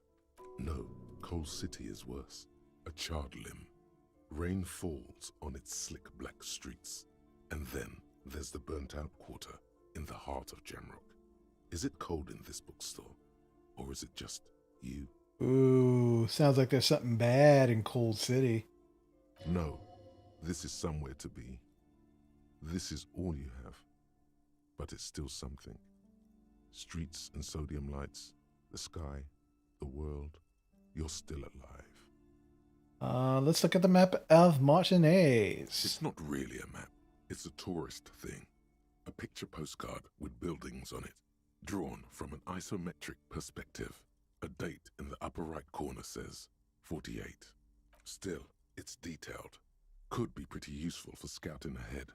You see the jagged boxes of an industrial harbor, even the whirling in rags there. Storekeep, can I buy these maps? I'm sorry, officer. The map of Martinez is the only one available. The other two are not for sale anymore. And besides, you could scarcely afford them. They're quite valuable, though they might not look it. The map of Martinez is 90 cents, though. Why is the one of Martinez so cheap? That old thing. It's an out-of-date map of a tourist location that never was nor came to be. From when some design studio people tried to spruce the place up 4 or 5 years ago. They also renovated the horse statue, set up those coin-operated viewers, and designed the new street lamps. What happened to them? They didn't get that far, for some reason. A shame the project never got going. Would be nice if someone fixed Martinez up. All these ruins are bad for business. I can't afford the map yet. And stealing it is... Nope, I'm not even going to try. Alright, I'm going to leave and I'm going to come back later. Some kind of superstar. My thought process is complete. They say the world isn't ready for a rock and roll cop. No one wants their state monopoly on violence to be mixed with celebrity worship. They claim to know it would be dangerous for detectives to rise to the ranks of demigods and have sexual encounters with barely legal cover girls. It would be insane, they say.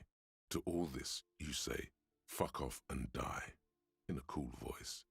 You people have no idea how good these cops are gonna get. They're gonna crack 20 cases a day. In the future, cops will be like astrophysicists, or prime ministers, or prophets. And you're the first one. So, completing this thought process gave me a permanent -1 logic. The price of self-delusion. However, it raised the cap for visual calculus, suggestion, electrochemistry, and composure. Considering that he's not that smart to begin with, I think that was a really good, trade-off. All right.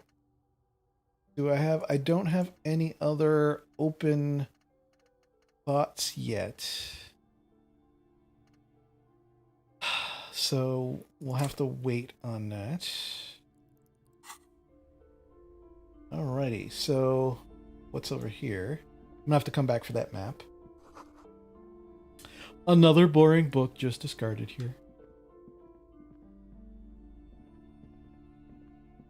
This bookstore is not strictly about crime, romance, and biographies of famous people. There's also a wide range of paranatural literature. Ooh, look through the shelf. Amidst the various books, you find one written by someone named Matthias W. Dundas. It's about wholeness, unity, balance.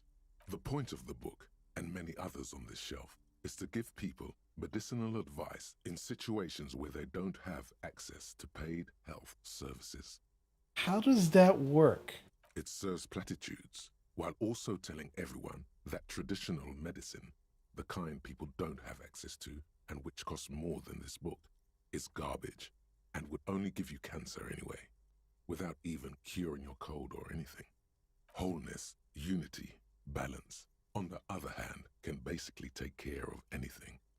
Though it is important to note, when it's up to your mind to heal yourself, then it's because of your mind that you're ill in the first place. Interesting. Various paranatural books still litter the shelf. I'm gonna leave. All right, we gotta try and get that body down. And I don't think I am prepared to deal with the paranormal whatever behind that curtain.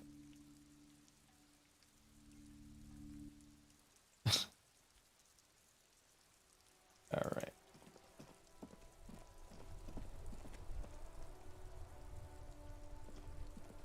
All right.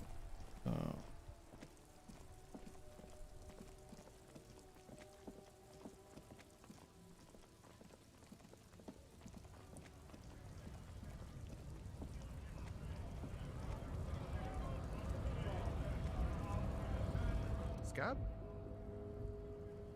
What did he just call you? A...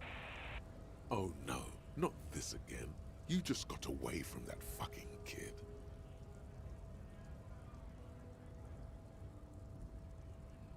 All right, we're trying to get into the docks. He's trying to hire scabs. A kind of a worm, content with mere survival.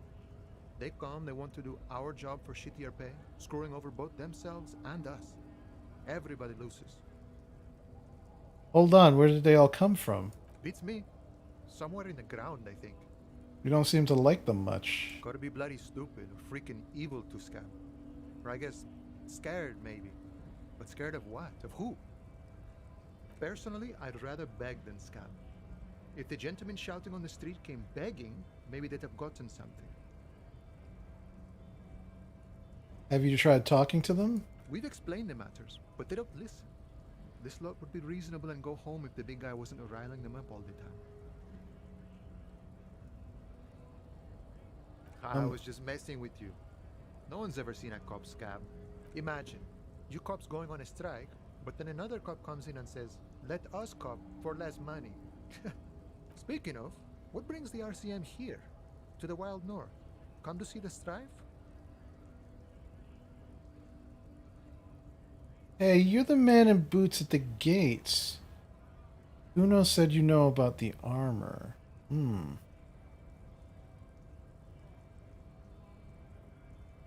What's the strike about anyway? Let me see if I can get this guy talking. You know, serious business. I'm sure the big boss will be glad to tell you. You'll have to ask him first. He's a chatty guy. Wants to talk about the strike.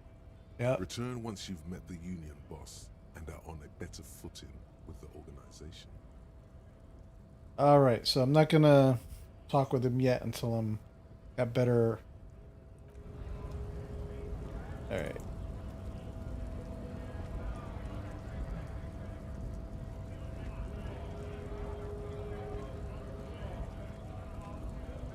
Bastards! We have a right to work. What's going on Hold here? up and stay frosty, everyone. Cops are here. You here to fuck with us? Beat the honest worker down. Why should I? We're here to fight for a cause. Stripes usually have problems with people who have causes. Okay, then yes. Ha! Couldn't handle us. A cause gives the workers strength, gives them power. We have a right to work! Besides, we're not that different. It helps if people see us talking, cops and strikebreakers together. Shows authorities are on our side. Builds confidence. Regardless, I have some questions for you. Maybe you should ask them the questions, like why we're not allowed to make a living here. Shame on you! We have families to feed, you piece of shit. So do we, Scab.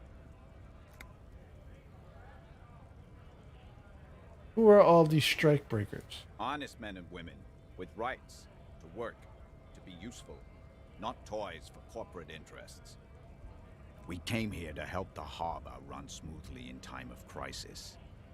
If union fucks don't want work, they ought to let in those who do want work. Mm-hmm. I have a question. Why do all these men follow your leadership? You think they follow because I'm big and loud? No. They follow the rules of the market, the rules of the economy, because they were given a job to do! What exactly is your goal here? We were promised work. We'd be in there, working, if the bastards hadn't shut the gates. And you are unable to breach the entrance? Main gate's locked. Would take heavy ordnance to bust it open. Could try to get in through the secretary's office. Door's locked. The guard's blocking the way to the access panel. And I don't mean the scrawny mess punk either. I mean head measurer. Or whatever he is. Wait, head measurer? Huge Seminese guy standing up there on the overhead passage. Won't let anyone by. The access panel is right behind him. How bad could one guy be? You seem capable. Bad. Standing on a narrow bridge, he's got a strategically advantageous position. And he's trained. I don't know how the Union has a trained killer up there. But that one's no joke. And my men are tired and hungry. They're workers, not fighters. Have you considered storming in, like all of you? Why don't you go arrest them instead? I'm sure they've done plenty of criminal shit. They have that look. It would be better for the neighborhood if you went home, at least for now, if you can't get in anyway. No! They will give up eventually. Or get drunk. Leave the button unguarded. Then we charge. I want to get into the harbor too. Have fun. Union shits are on full strike. Don't think they're going to let you through the gates. You trying to meet their fat boss? I'm interviewing people about a murder that took place here behind the hostel I know cafeteria nothing there. about a murder. The mention of a killing sends a barely noticeable shiver of tenseness through him. What? Interesting. Why so tense? What are you talking about? I'm not tense.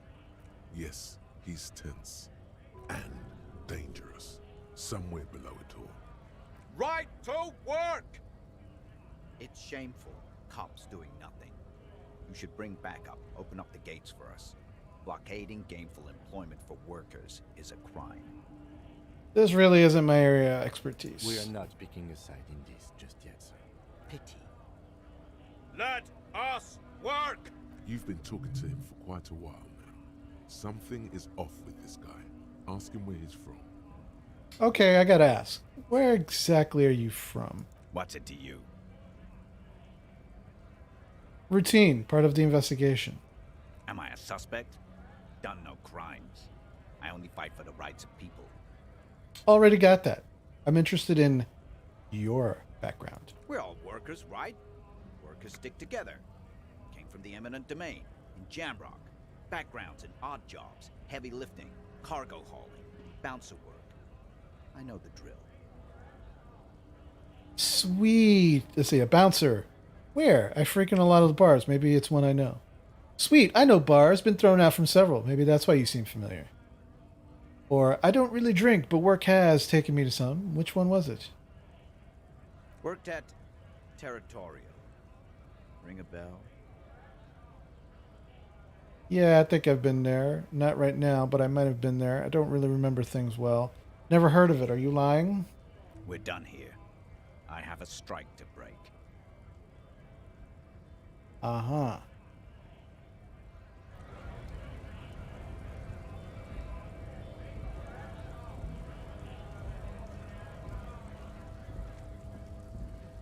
Let's see.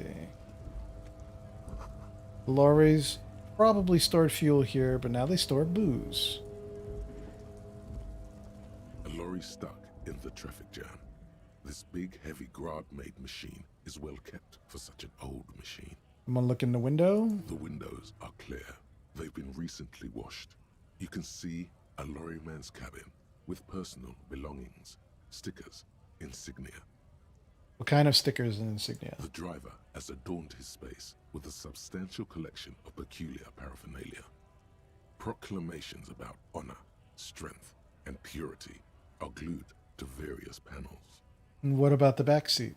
The back end of the cabin has a small perch to sleep, large ashtrays. There are several suns and wheels sewn into the curtains. Racist nationalist paraphernalia. Not unusual in this part of town. This is our guy. You think this lorry belongs to our tough guy? Likely, yes. This guy's proud of who he is. Drapes it all over his machine. He was acting tough before. This probably scared him a bit. Who knows when it will come in handy? A slightly scared, racist lorryman. Alright, gonna leave. Let's see if we can talk to the boss, I guess. It says GRIH. Ah, okay. There we go. Let's see. A notice: in case of a strike, press button behind guard. Well, that's oddly specific. A hermetically sealed door, locked by electronic means. There's no lockpicking or door kicking this one. Alright. I'm going to save the game here.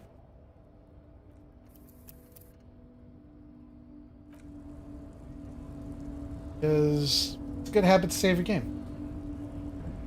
Let's see what's going on.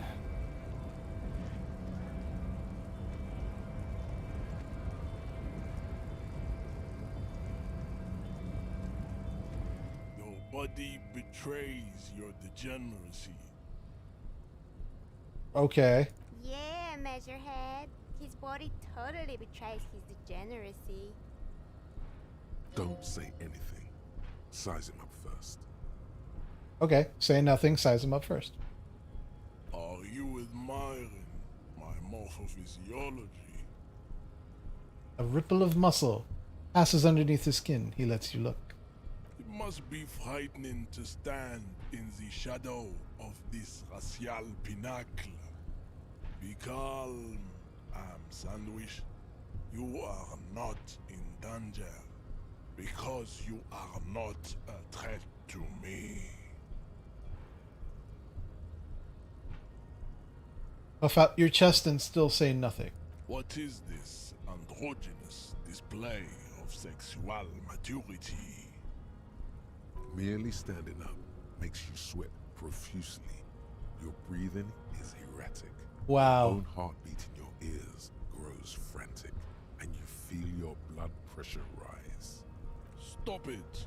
You are embarrassing yourself in front of this woman and your pedomorphic friend. This display of weakness may appeal to older women with a stronger maternal instinct, but it is a liability here on Battlefield Martinez. Jean-Luc, his body is betraying his degeneracy pretty hard. Maybe you can ask him to leave. Alright, my body is unimportant. I'm with the police and we need to get into the harbor. That is precisely the negligence that has led you to succumb to Al Ghul. You reek of it. An invisible sword of Al Ghul emerges from your throat. You cannot see it, but others can. It is making the woman in my company sick.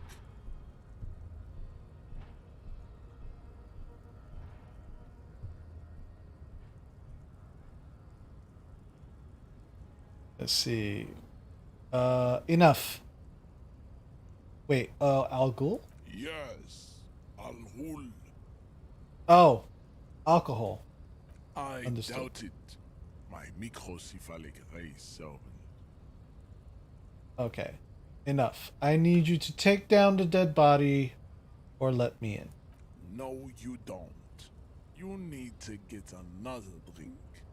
Occidental Haplogroup B4 is done giving orders around here. The influence of the Ham Sandwich race is waning. Show him the ham still got it. Okay. So it's actually, I think the ham sandwich race still has it in them. I am the police and I need you to comply now. Take a step closer. The race stuff is unimportant here. I just need you to help me do my job, please. Begging for help. Attempting to pass fear for cooperation. How far the Occidental Haplogroup has fallen. You were once a noble and powerful race.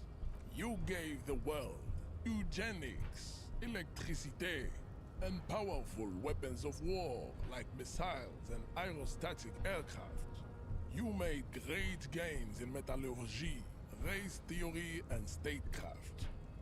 You dominated lesser cultures, like the deformed Hemians and the inexplicably potato-obsessed Khoikos. But now your ascent to the genetic summit has halted. You are obsessed with sadness and with frivolous pop culture. You will be superseded. Isn't that right, babe? It is, baby, yeah. You know it. There is a button right behind him, just out of reach. It must be the one that opens the door to the harbor. This man is not budging. Let's hope his superiors inside are more cooperative. Okay.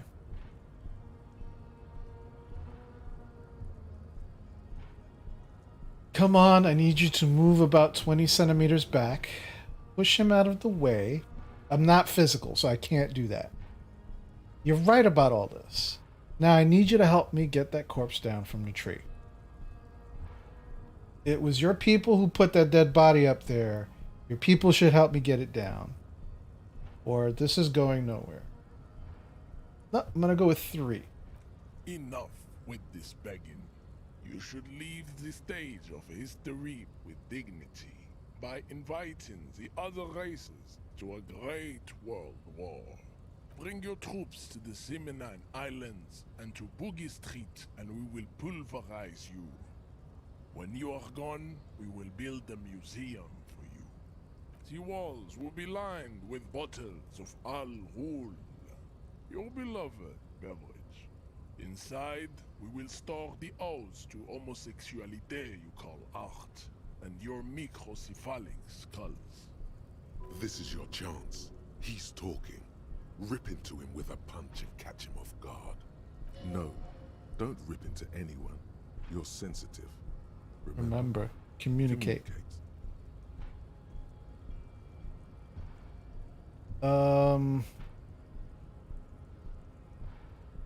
You serve the Union, don't you? Aren't they white?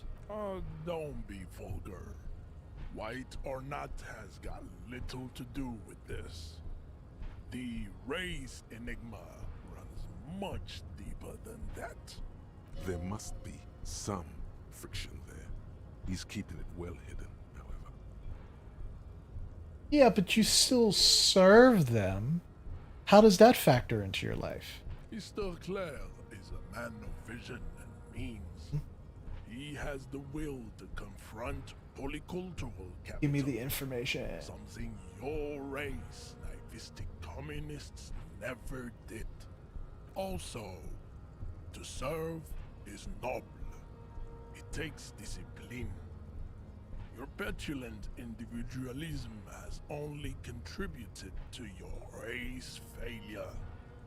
It is lax and moronic. My jam is a mysterious 4th thing. Jam.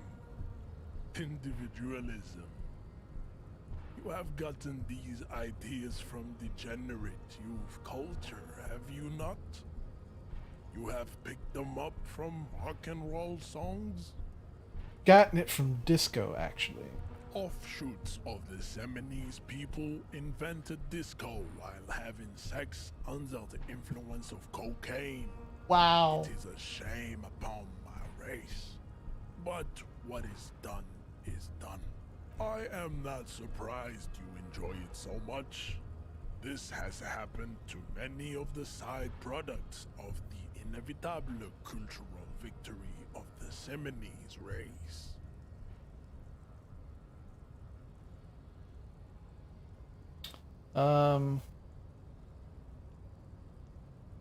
Wonderful.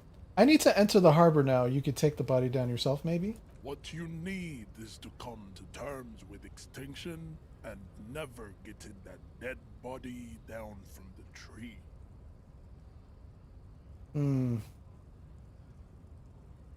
Alright, I'm gonna try this conceptualization. 42% chance of getting it right. To subscribe to his advanced race theory. Go ahead. I failed Don't it. be shy. Just ask for race secrets. I want to learn this race theory of yours so that we try to become friends. Do not be naive. I know the answer to the great race enigma. Why would I share it with a deformed infant? You do not have the devotion for servitude. Kim, what do you think about this? I think this racist is better than the last, but the next racist will be the really good one. How do you know there will be a next racist? There always is. Race is reality. Know anything about this mug? He does not so much as glance at the object. This your kind of thing? Stop showing me your pathetic cup. I have no interest in it. Does he strike you as the kind of man who puts mugs into trash?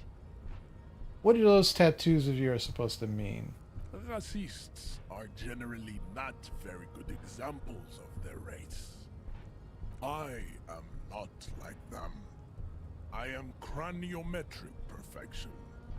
I have taken the trouble to permanently draw a phrenologic grid on my skull and features. This should dispel any doubt. You're right. That's craniometric perfection. My race does not stand a chance. Correct. Should I? I think I'm gonna try and knock him out. No, I'm gonna leave. We still need to get into the harbor. We need help with the tree situation. There must be another way.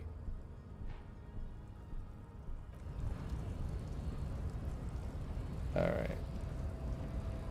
I know my limits. All right, there's got to be another way into the harbor here.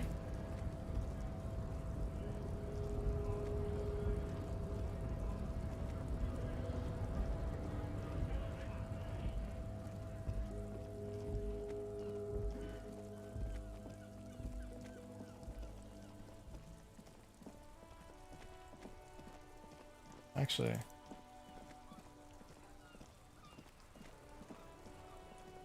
Inside, you see a set of steering levers, a radio microphone, a pull-out toolbox, and the soft glow of the fuel preheater gauge. I'm gonna take out the metallic drawer toolbox. slides out from under the seat.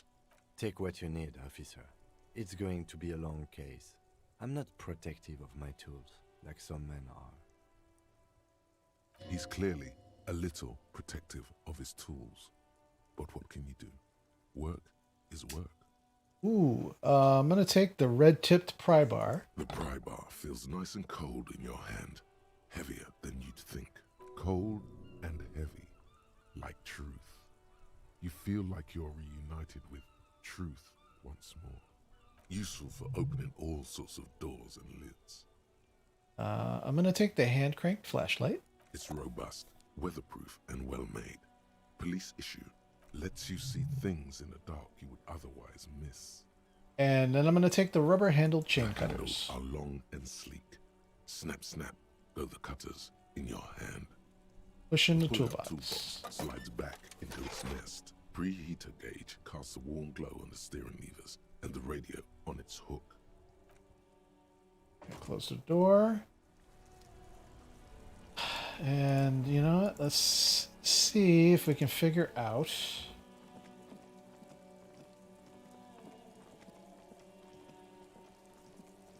a better way to get.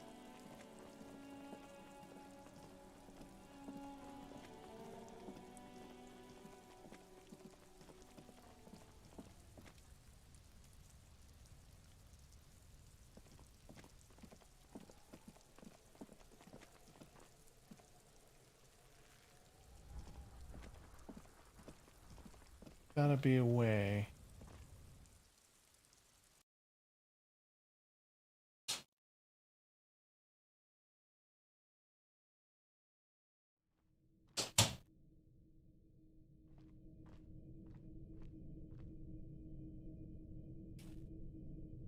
I'm gonna try one more time to get up this thing into the harbor.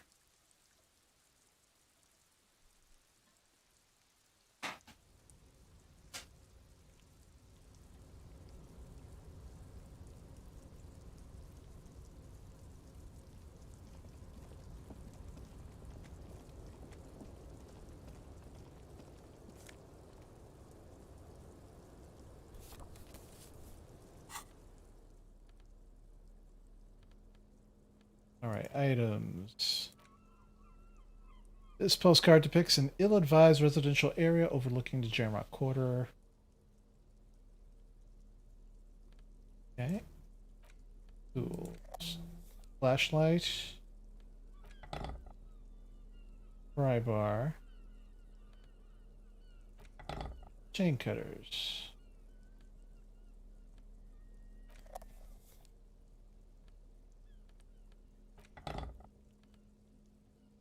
Yeah, so we're gonna have the flashlight and the pry bar. I think that'll work. Maybe we will get somewhere.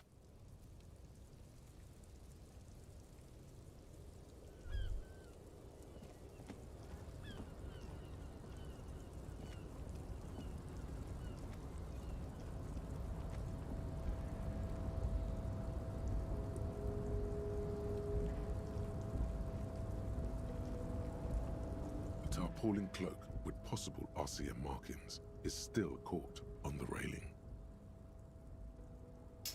Put skill point into savoir-faire to open this check.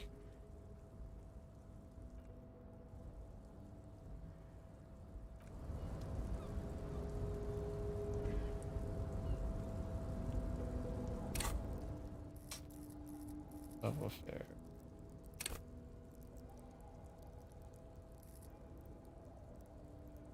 Do not have enough skill points yet.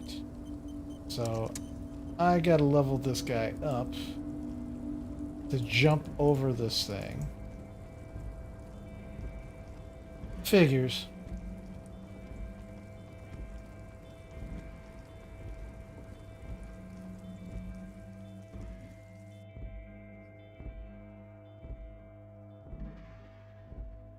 Alrighty. Let's see if I can talk to somebody, level up a little bit, before we finish up. Interesting, interesting story. Some parallels to things that we're going through here in this world, the real world. We can call it that.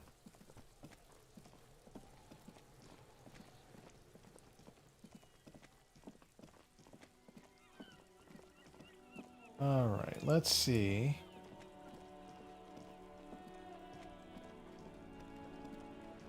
Oh, there's somebody here. Have you no shame? Whining about your back every time you bring out the measuring tape. Honey, you're a man with a fork in a world of soup. Please, let's just try to enjoy the game, all right? I'm trying to, but you keep breaking my concentration. You're old. I can see that. We're both old. Now stop grabbing your ass like it's a girl. These manly men are playing balls. This is a ball game. Grab a ball and play it. Don't ask questions. Shoot first. Ask questions never. Shouldn't I ask what game it is first? No, you got this. There's the ball. You're the game. Hand-eye coordination. Grab the ball and show them how it's done. Yeah, I had a 72% chance of getting something correct the last time, and I didn't. I'm going to try anyway. Nope. Fucked it up.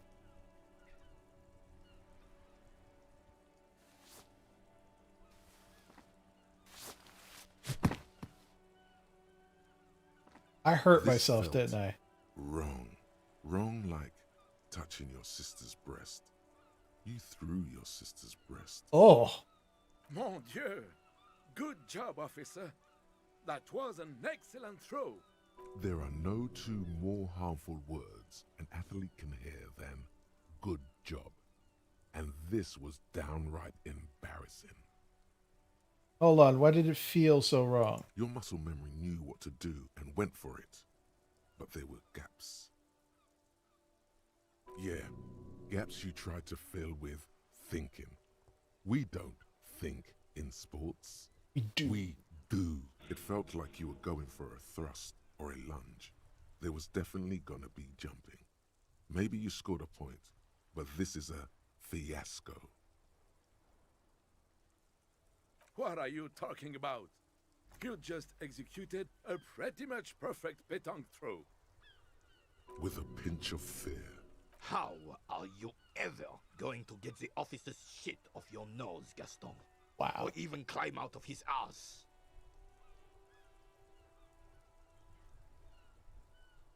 Perfect throw? Well, I still feel defeated. Probably because those rooster pants are squeezing you senseless. Whatever happened to practical, durable, Revachol made?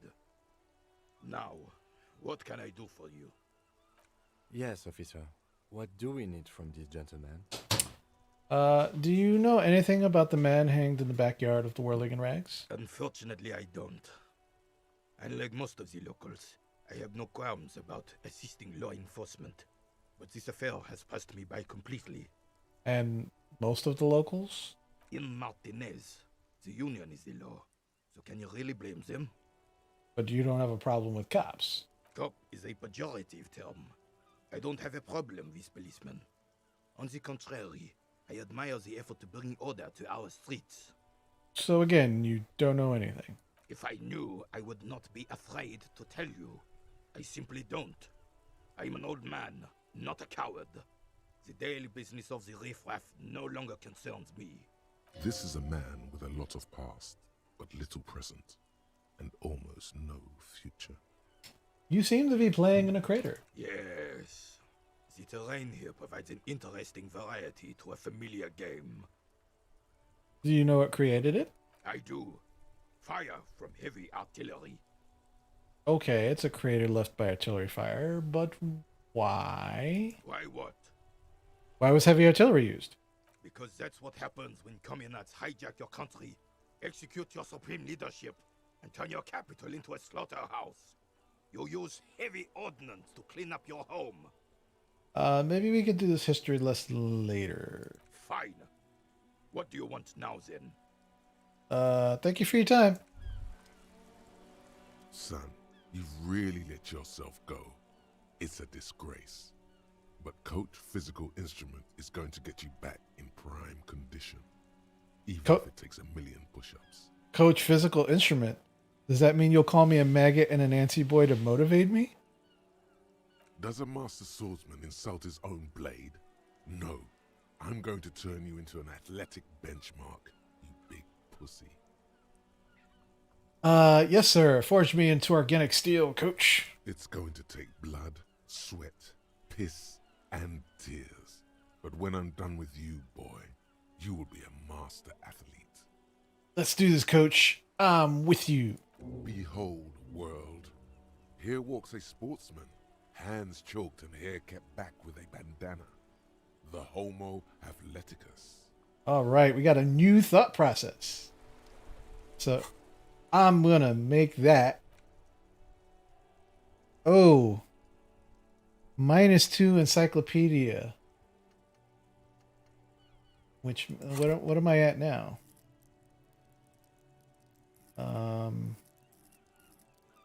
I'm at 1. Wow. You know what? I have that as a thought, but I'm not going to implement it yet. Because I don't want to be way stupid.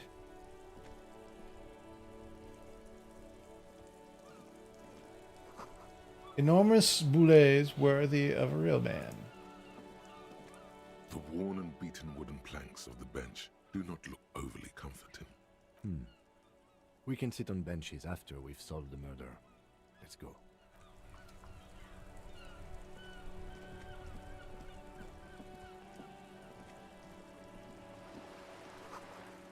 This coin-operated viewer has been banged up. Inoperable.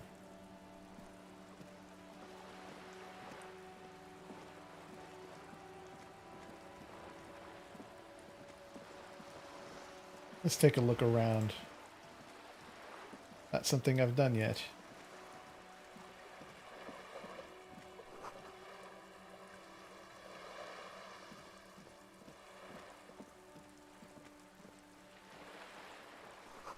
The belly of this boat shines like it was recently painted.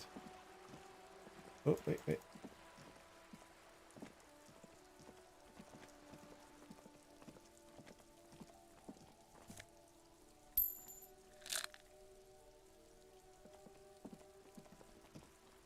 This is a wall on the side of an apartment building.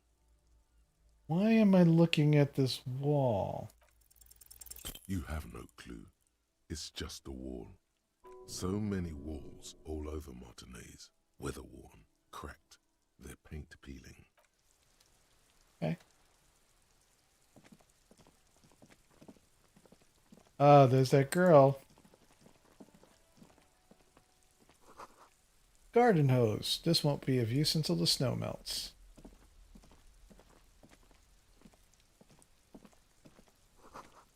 Chairs and tables eaten by rain and rot.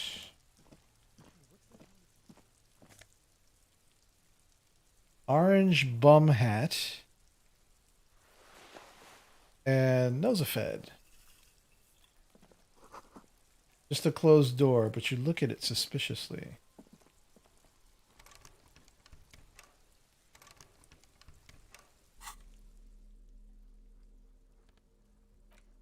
Orange bum hat. This orange beanie with a couple of big ass holes in the side. It looks like it might have been used as a mask during an armed robbery. I'm gonna take that off.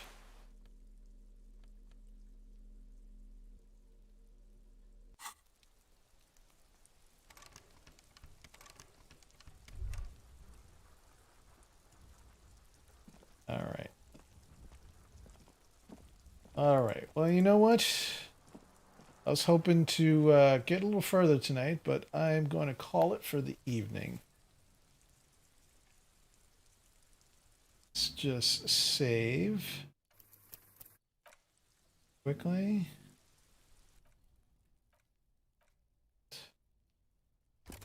To the main menu. So, interesting things that we've learned. We learned that this country has a number of racists, as shown by the actual title when you actually talk to them, a racist lorry driver.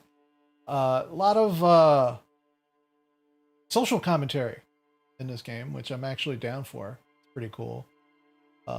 Even though, again, the isms and the beliefs and different types of constructs in this world don't exist 100% in ours, there are some similarities to things that are interesting concepts. So I'm actually looking forward to continuing and see how this goes.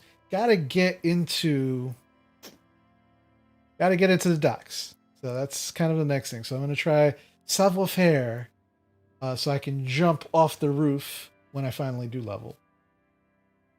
And then kind of get into the dock area. But yeah, it was a good playthrough. Part 2, solving crimes. Definitely learned that physical altercations or yelling at people, definitely not the way to go when you are a sensitive archetype. So I think continuing to follow that logic in the future playthroughs is going to be very important. There will be no Monday show next week, because next week I will actually be streaming to Twitch. On Twitch, I will be running a Monster Hearts 2 game. If you're not familiar with what that is, we actually, right here on my YouTube page, we actually just downloaded a few videos to kind of give you an idea of what Monster Hearts is and how the rules work. So if you're interested, again, I stream. It's going to be starting next week. Monday, Wednesday, Thursday, Friday. And Wednesday, Thursdays are my D&D sessions. Friday is Friday Night Magic from Magic the Gathering. But next week, again, is the first part of our limited series for Monster Hearts 2. So if you're interested in other types of role-playing games that are not video games, please join me on Twitch. I'd really appreciate it. If you liked what you saw this evening, please subscribe and don't forget to hit the like button. And let me know in the comments if you think there was a different way I should go or a different way I should actually be approaching the game. I'd be interested in knowing what you think. So with that, let's say thank you very much for joining me. I hope you enjoyed part 2 of my playthrough of Disco Elysium: The Final Cut. Make sure you subscribe so you can learn when the next Monday show will be, and I will be continuing this playthrough until we finish it. So until next time, be good to yourself, be good to others, take care of others, and don't forget to take care of yourself. Take care.